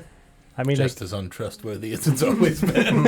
I mean, it's a small orb. Maybe it added a little bit, you know? Why are you giving me those eyes? What? We should go back to the end. Yeah, I really gotta lay this thing down. I'm getting tired. Maybe someone there can help. But Yeah. that's my hope. They talk to a dead man. Maybe they can talk to this. Mm-hmm. Yeah, you guys make your way back to the inn, down the stairs and into the basement. Would anyone like to do anything before they go to sleep, aside from Mr. YM? No, I'm gonna put my new Warforged puppet in a corner.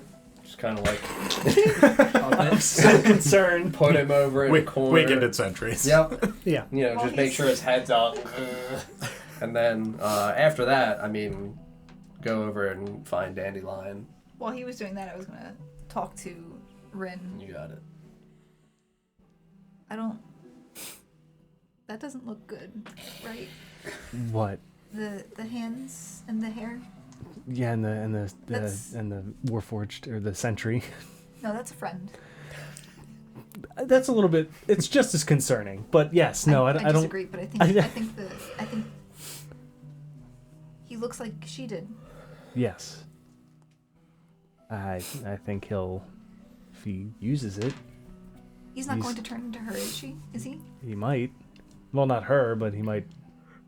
I don't know, become wrathful, like she seemed.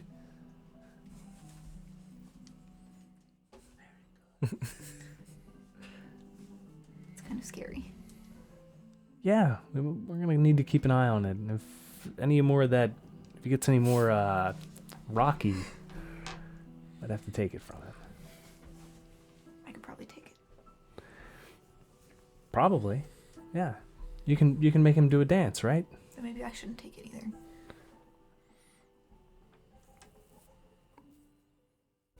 That sword is probably not very good. No.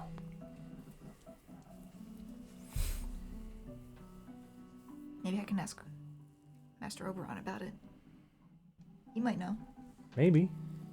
That's a good idea. He knows about things. We just have to find water again. Mm-hmm.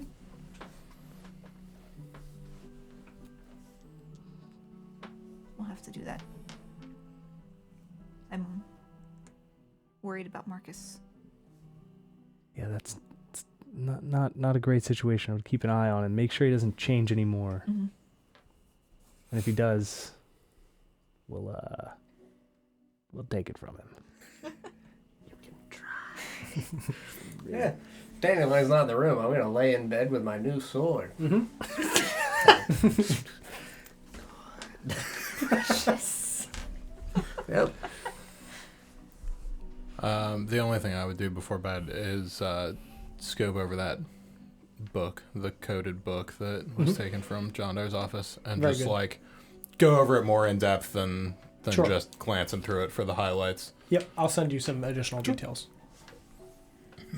Anybody else? Twig, Mr. Pigeon, Nothing special. Dandelion. Wrap up my conversation with Rin and head to bed. Would you bring Shimmer back before bed? Or would you do it in the morning? No, I'd do it. I'd do Okay. it tonight. Let me make sure. Yeah, I think I still have.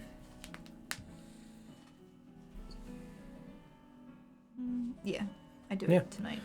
You cast the spell and It takes an hour. yeah, over the so- course of an hour, you watch as his form begins to reform in front of you, and when it's finished, he just kind of like looks up and sniffs at you, and then just jumps on top of your head and nestles I'm the himself same in your size hair. as him. Yeah, So yeah. He just like rubs up against you. just pet him. So he just kind of like huffs slightly from with little smoke coming out of his nose. Don't do that again. He just bonks his head into you. Okay. You're heading to bed. Mhm. All right, everybody else but Ren, please. If you could head out of the room.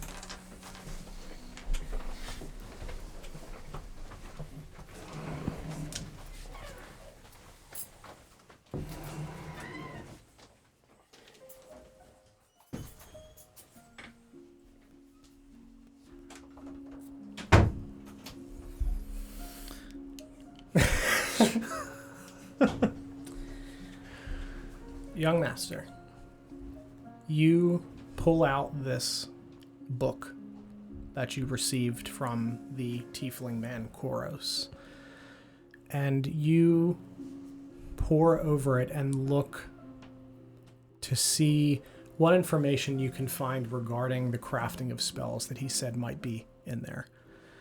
And you find bits and pieces that are scattered around the book, but you find one spell that kind of like calls out to you that you could piece together. And it is a spell that lets you, similarly to what your people did in your home, commune with someone that has passed. And more than just commune with them, see them.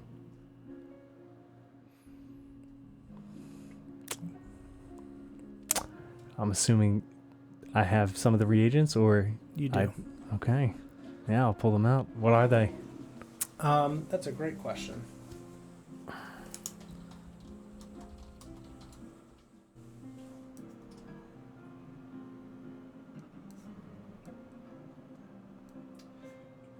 It's a little bit of incense,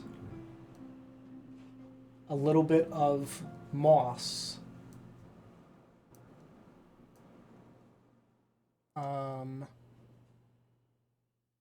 I guess I should ask. I'm assuming I would need these, even though I have a focus. correct, yes. Okay. Yeah, it's a little bit of incense, a little bit of moss, lit in a brazier with an item that belonged to the person that you are trying to commune with. Yeah, so it'd have to be.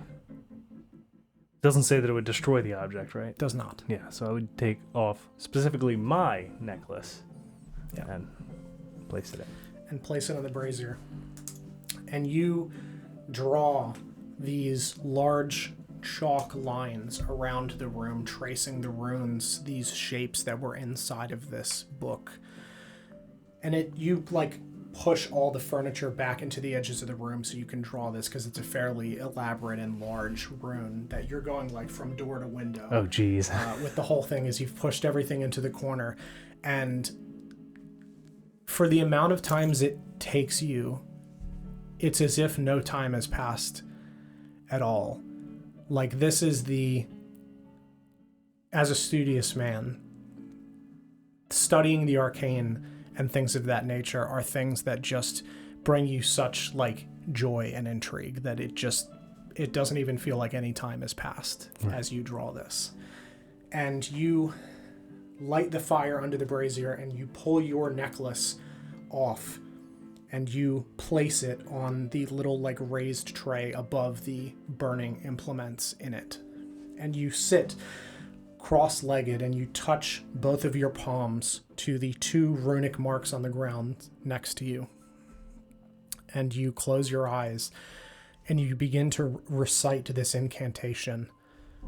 And you feel your, like a weight around your neck lift as the other 2 necklaces float up towards the one in the brazier and start circling slightly.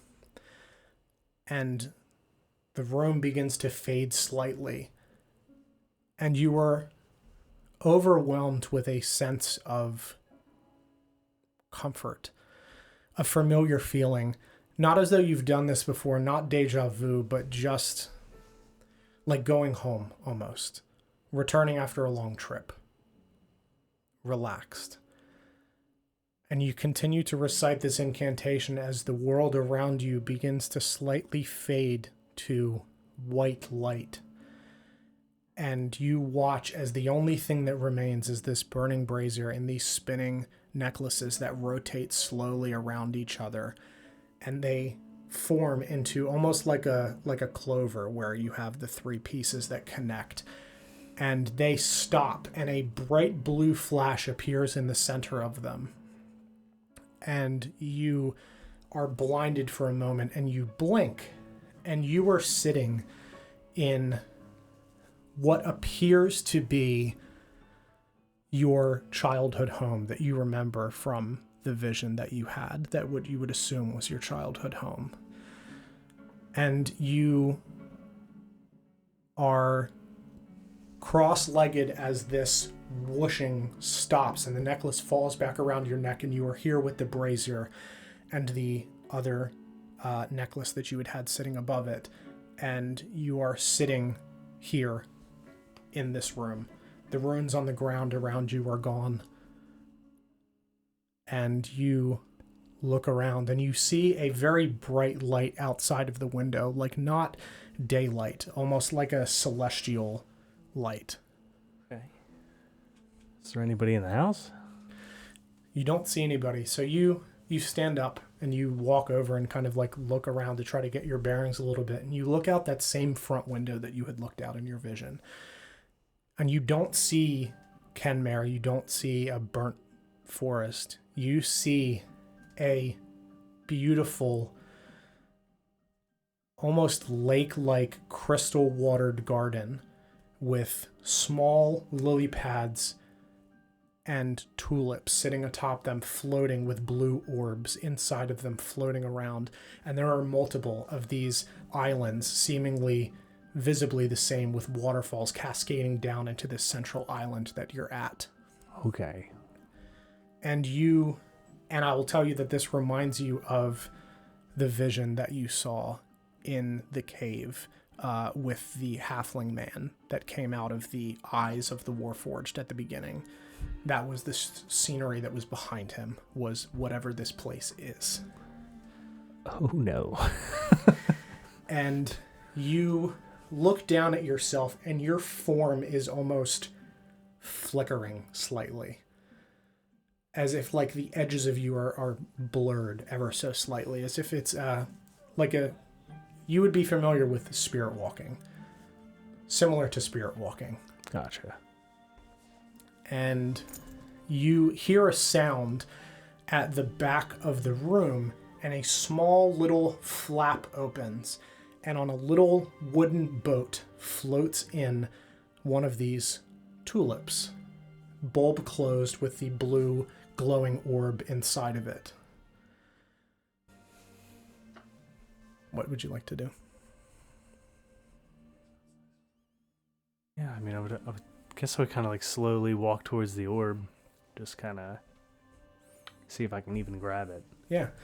So you go to touch this tulip and peel back the little bits of this flower as it blooms in front of you, and this orb pulses and begins to pulse rapidly before floating up into the air, and in front of you corporealates into the form of your father. Eyes closed.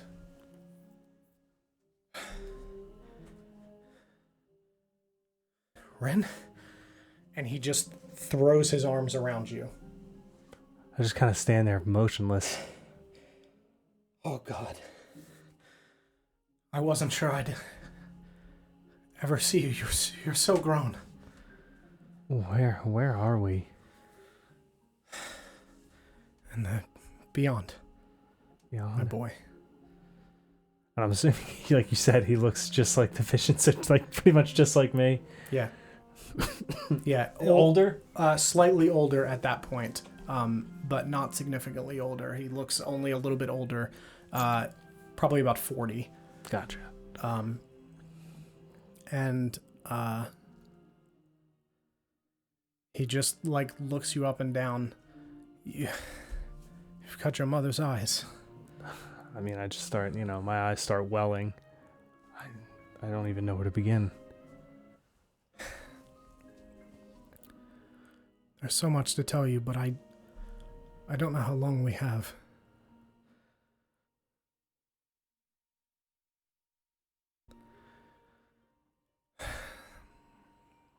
The night that we lost you, we were attacked. And the only thing that we could think to do was to try to save you. You were the youngest member of the town, and we wouldn't have been able to get away. What attacked us? Who? Half of the town, they wanted to perform some sort of ritual.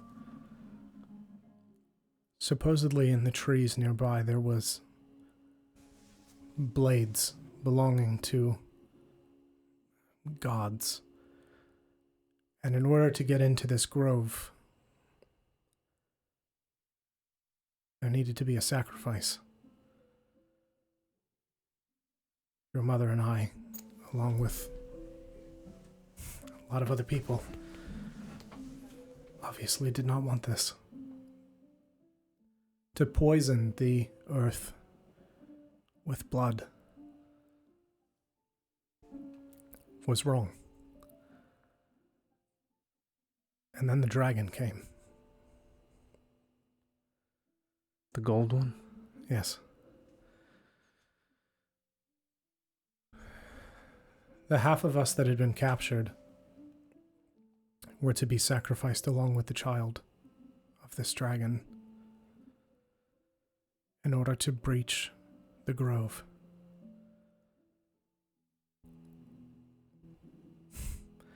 He didn't expect the mother. But when she appeared,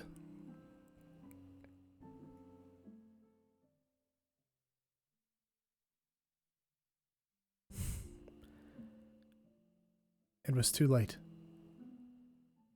The ritual had already started.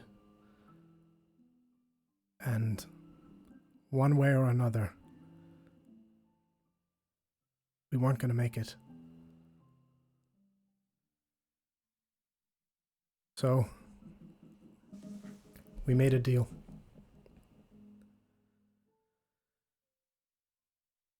I bore the sacrifice in order to barter a spell with the dragon, not a deal, but a component. To protect you. Growing up in a cave is no life for a boy. And the dragon's magic only goes so far. I don't understand.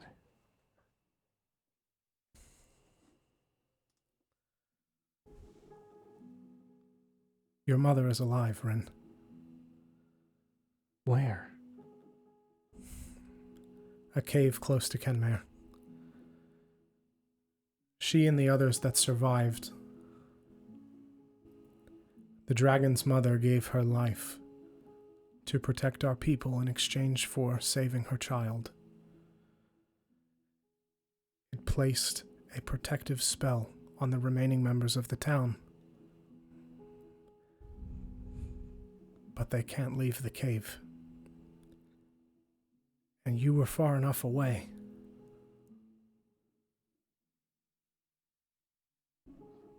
You weren't corrupted by the malice that corrupted us all.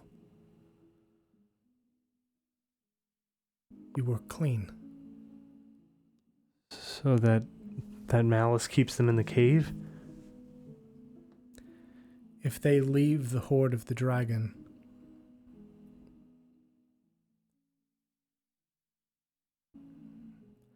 that is the boundary and its limits. And the child remains there to protect our people. We made a deal with the elves to take you and raise you as their own, with your father.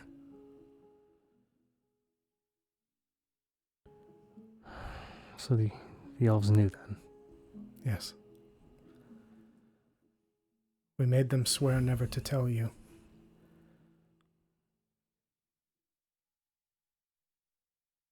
Growing up in a cave seemed cruel.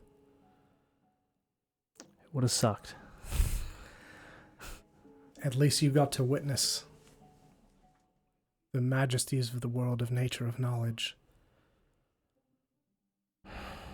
Well, would I be able to visit the cave? Yes. I think I can use what I've got left to send you there for a brief moment before you return. As long as it doesn't hurt you. No. It's no pain. But you, when I send you there, the only reason you can find your way to this cave, and he taps you on the chest right over your heart, is because of what's inside you. The spell that protects you. Your dragon heart. What do you mean? It imparted a piece of itself to each of us? In a sense, yes. A protection from the poison that leaches from the ground, that still leaches from the ground there. It's why whenever you our people are known for storms, Ren. Storms very easily become hurricanes. But you have control. Did you and Mother? Not nearly, it seems, the control that you had. We were talented, sure, but I mean, we raised you for the short time that we had you, but we knew that you were different. And the warmth that you feel when you use magic to commune with weather, with us. That's your heart, wreathed in flame.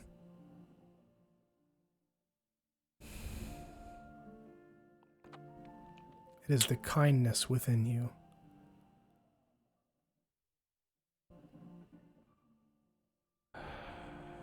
I had so much damn anger for that dragon. I thought it killed everyone.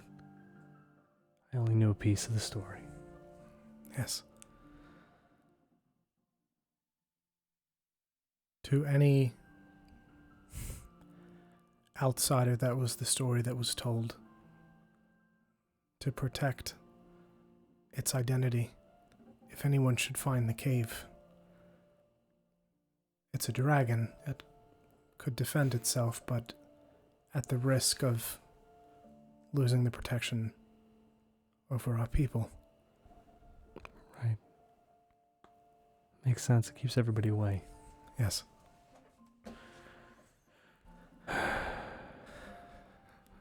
I'm so sorry we couldn't be there. It's all right. You did everything you could. I'll give him a hug. Yeah, he Big hugs you old, deeply. big old hug.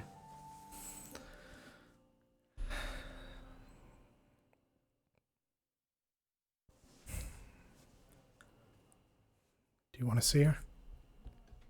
I'll nod. He reaches up and puts his hand on your cheek. You've done good. I haven't done much. You've done more than most. Just smile. You're a good kid, Bryn. He just taps you on the cheek. Slaps me. Taps. Oh! And he just reaches over and embraces you. I'll always love you, son. Just kind of start crying. Yeah.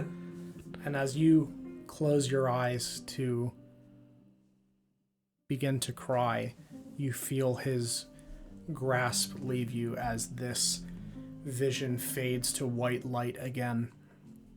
And you find yourself in the mouth of a cave, your figure still slightly flickering.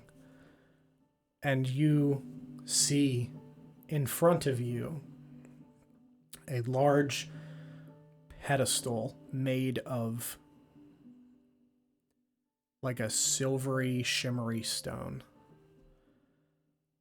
And you walk towards it, and you see a marking inlaid in the stone, a handprint, and a spot that looks like it fits the necklace.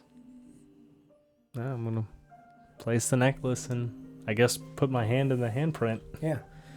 You put your hand in the handprint, and you watch as, you know when you shine a flashlight through your hand and you can see the like redness? Yeah. It looks like that, but it starts in your chest, and it slowly radiates down your arm as your veins pulse with this white and the blue color that you've seen from when you tried to cast magic, and the blue from your bird intertwines in your veins, and your hand glows, and you watch as this back wall slowly descends down. And standing there, you see a large gold dragon and the figure of your mother.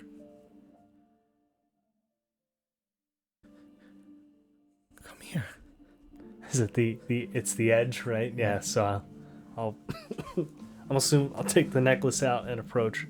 Yeah, and you run up to her, and she just outstretched as you get to her. She just wraps her arms around you and just buries her face in your chest. She looks older. She has aged like a normal human would. Oh, God. You're so tall. I thought I'd never see you again. I barely remember you and Dad. I know. He sent me here. I felt it. I rushed to the entrance when I heard his voice. I felt his presence. How are you? How's everyone in here? We're okay. We're alive. I can get you out of here, right? There's got to be a way. There isn't. And she pulls back she has on like a long sleeve thing, and she pulls back, and you can see that there is purple, like almost like lightning bolt things in her veins, similar to when the crystal starts to leak out of Tony's chest into his veins. Oh, yeah. Like that, but like purpley and corrupted. She covers it back up. The magic from... And she points to the gold dragon, and give me a second to look up the name.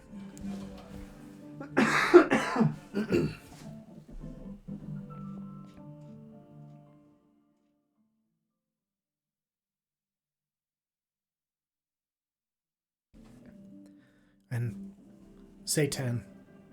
Not Satan. Oh, you're kidding me. Zaytan. Okay, I was about to say. Oh, Satan. no. No, it's Xaytan. Zaytan here. Protects us. And the dragon just bows to you. Hello, Rin. Hello. Just kind of like look at it shocked. Wasn't sure I'd ever meet you, but your mother told me a lot. Did she now? 6 months worth of stories over the course of 30 years. I'll just mouth. I'm so sorry. He just kind of like winks at you.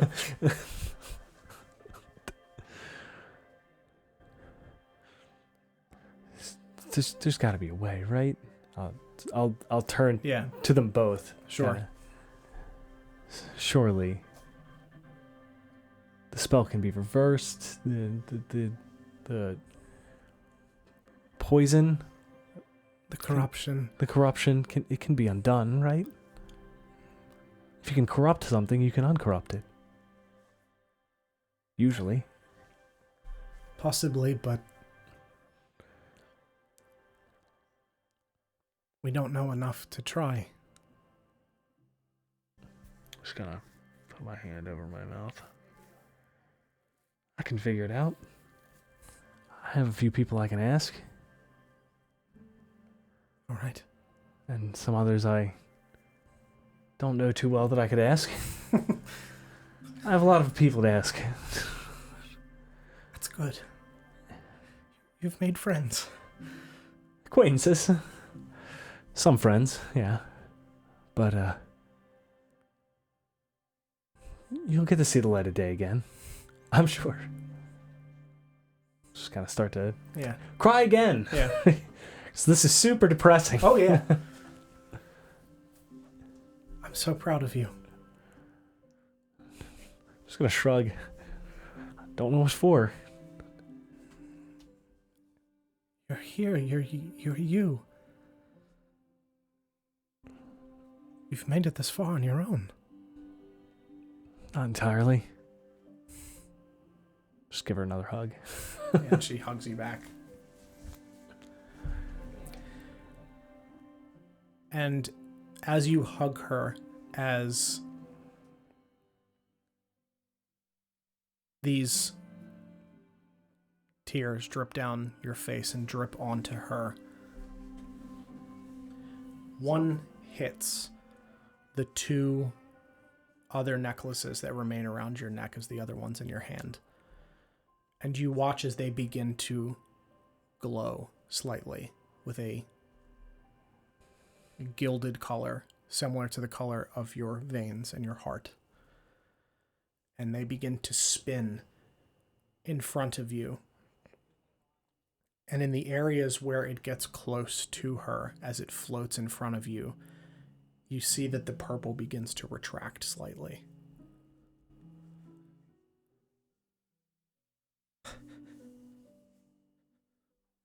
What did you do?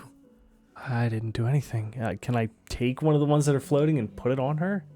You can see that they're like fused together in kind of like an infinity symbol style thing. Yeah. Okay. It's the amulets. You put them on her, and you watch as the purple slowly sinks back from her, up through her veins and into the area where her heart would be, and vanish from her.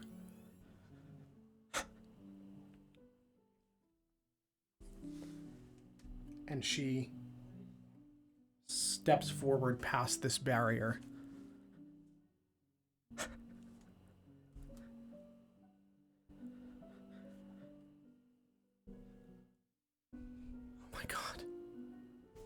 You can leave. I don't know what you've done or how you've done it, but I didn't do anything. How many more people are in here? too many.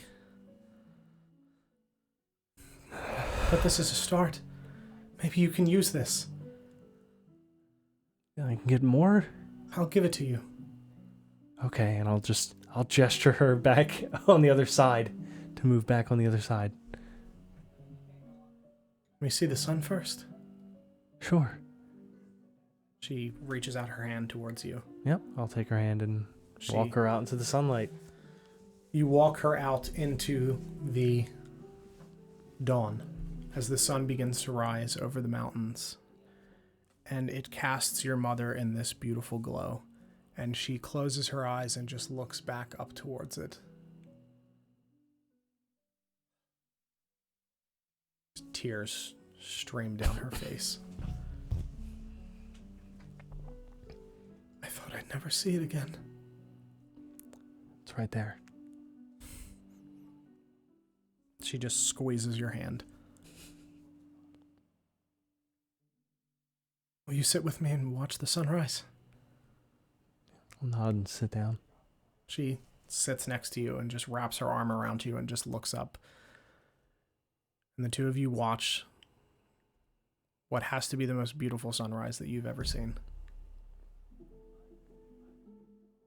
And as morning becomes day, she stands and helps you up, kind of brushes off your shoulders.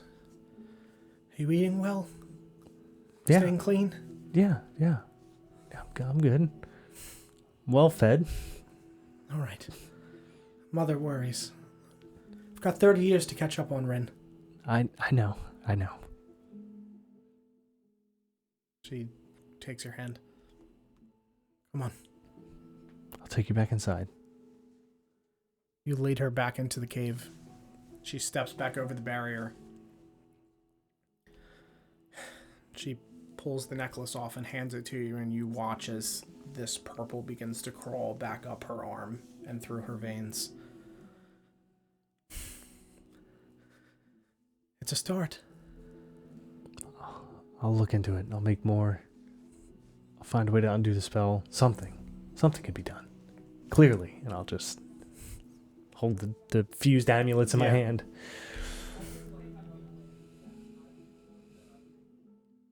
I'm so happy I got to really meet you. Glad I got to meet you too. Another hug. I'll just... You hug her and hold her close.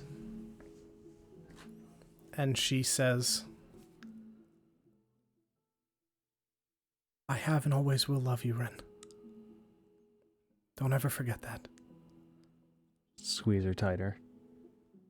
And this vision too begins to fade. And you open your eyes as you hear this crack of lightning. And you look around and you're not in the tavern anymore. You're in the middle of a very colorful forest with blue and yellow and white and pink, like pastel colored leaves on the trees, and the sky cast in a perpetual twilight. And you stand and look around, and in front of you, you see leaves begin to raise off the ground and start to spin. And you see the figure of Ron appear in front of you. Hello, Rin. Hello? Curious to find you here, my friend. I'm just gonna kind of look around again. I'm lost. I can see that. I'll look down at my hands. So, Similar to how the flower, when you guys were in the cave, was kind of like sporadically flickering. You're kind of sporadically flickering. Oh. Not wispy like it was in your previous vision, but Right. you physically are flickering. But then the necklace around your neck, yours, is solid. Solid? Okay. But you are flickering. Ron, I think I have a problem here. I would say so. I'm sure it's nothing we can't fix. It seems as though you're between planes at the moment. Did you cast any spells? Yeah. Yeah, I did. Did a little bit of magic? Yeah. So might you say that I'm stuck in the lands between? I would say exactly that. I don't think the arcane weave knows where to place you. Like a coin flip that hasn't landed? Yes. That, and he points to the thing around your neck and kind of like lifts it up slightly. That's Fey in nature. And there are parts of you that clearly are. And whatever spell you just did, finished,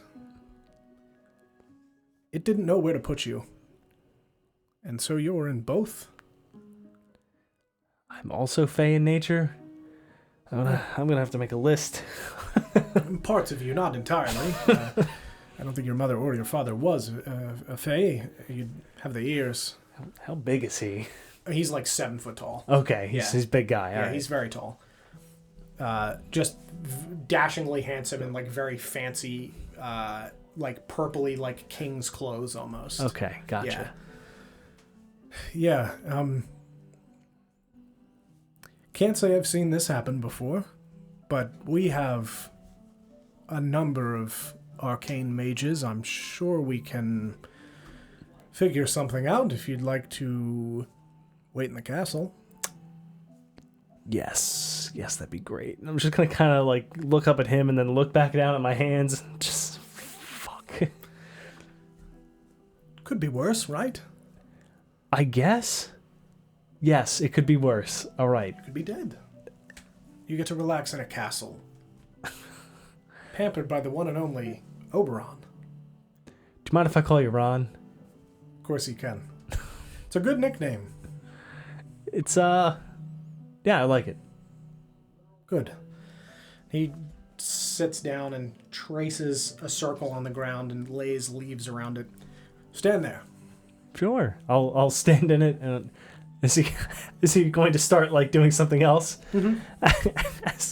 As he starts doing whatever he's gonna do, I'm gonna just say, so what's the deal with tits anyway?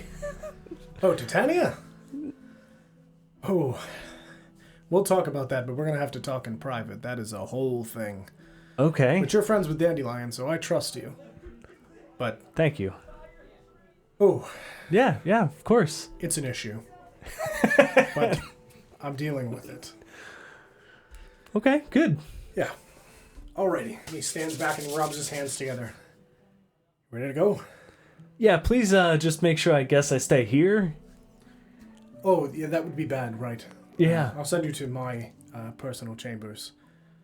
It's like a summer home, sort of. Oh, good. Yeah. That's nice. It's a good place to rest. Do I have a concept for a summer home? Yeah, absolutely. Okay, Yeah. all right. Yeah. Okay, that sounds nice. Good. All right. Well, hang on. And he snaps his fingers, and you watch as these leaves spin around you, and the ground below you drops out, and you fall. Oh, fuck that feeling. You Oh. fall, and then you land back on the ground in front of him. Couldn't resist a little trick. And he waves his hand again, and the leaves No, spin not the falling, not the around. falling. No, not this time. And the leaves spin around him as well, and the two of you blink out. And you think to yourself, it could be worse. It could be worse. Yep. And you blink back as these leaves fall around you, and you are in a very large, open, like ornately tiled room. Like a pool house almost, like just floor to ceiling ceramic, beautiful pastel tilings. Is there a bed in the room or anything like that? Oh yes, one of the largest beds. I have to check. You know I have to check the Of pillows. course. I gotta check the... Is he's here too? Yes, I know a guy. it's a Feywild king-size bed. And you you walk over and to these double mahogany doors, you pull them open, and you see this ornately decorated bedroom, floor to ceiling with books. Know you like spell books and things of that? It's all here. Perfect. Figured you've got some unknown amount of time while we figure this out, and might as well have you do some studies. I know that's your thing. Yeah, so I don't mess up the next one. Oh, it happens. 'Cause I'm not gonna lie, I won't stop trying. Of course. I wouldn't expect you to. There's your bed. You walk over to the bed. Peep those pillows. They are extremely fancy plush pillows, and you like give them a real squeeze, and they feel amazing. And you flip them over and look them up and down. You know what I'm looking for. I'm looking for the... It's there. Okay. It's there. Son of a bitch. You're great, right? Pillow King. He's a master. Clearly. On many planes. Nothing better in all the realms. I tell you, he is the greatest. I didn't see anything like this in his store. There's special order. We pay top dollar. That's a custom Feywild king to go with the bed. Of course, yeah. Well, what would you like to eat? Whatever. You know, protein, fiber, starch. Sure. Stew? Steak, Fey broccoli, potatoes, and stew? Yeah. All right. You enjoyed the books. Yeah, I'll turn towards all of the books. Mm-hmm. I'll just start to grab one. Yeah. You start to reach for these books, and as you smile to yourself, what book would you reach for? What topic would you search for? Corruption. You scroll through these books, and you reach up and you pull a book off that says Curses and Corruption.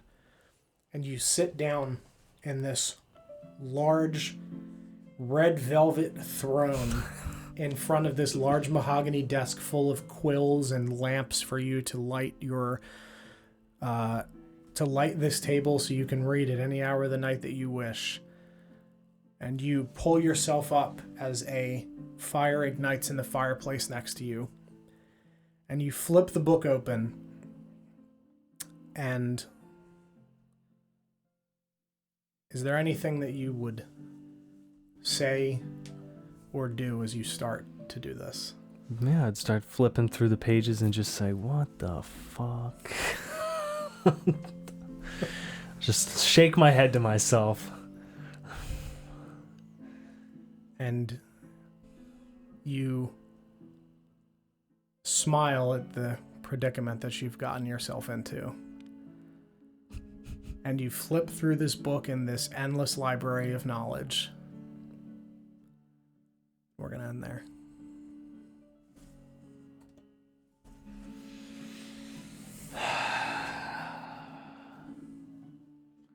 Thanks, Don. You're welcome. I will, I guess I'll give them a list of my shit that's left in my room. Some of the best books I've ever had in my life.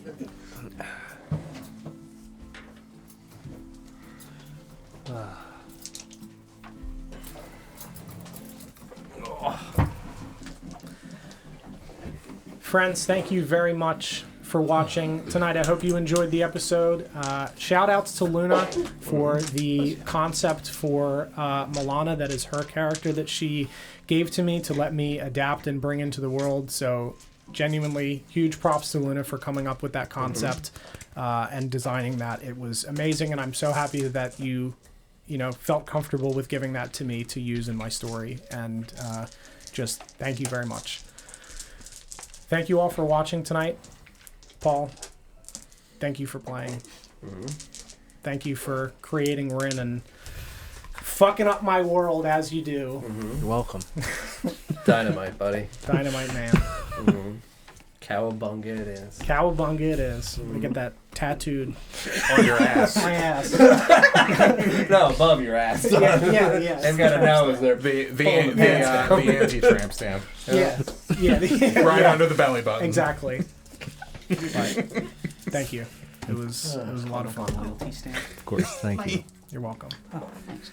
Friends, we will see you on Monday for the City of Oshwamp. Good night, friends. Thank you. Good night. Bye-bye.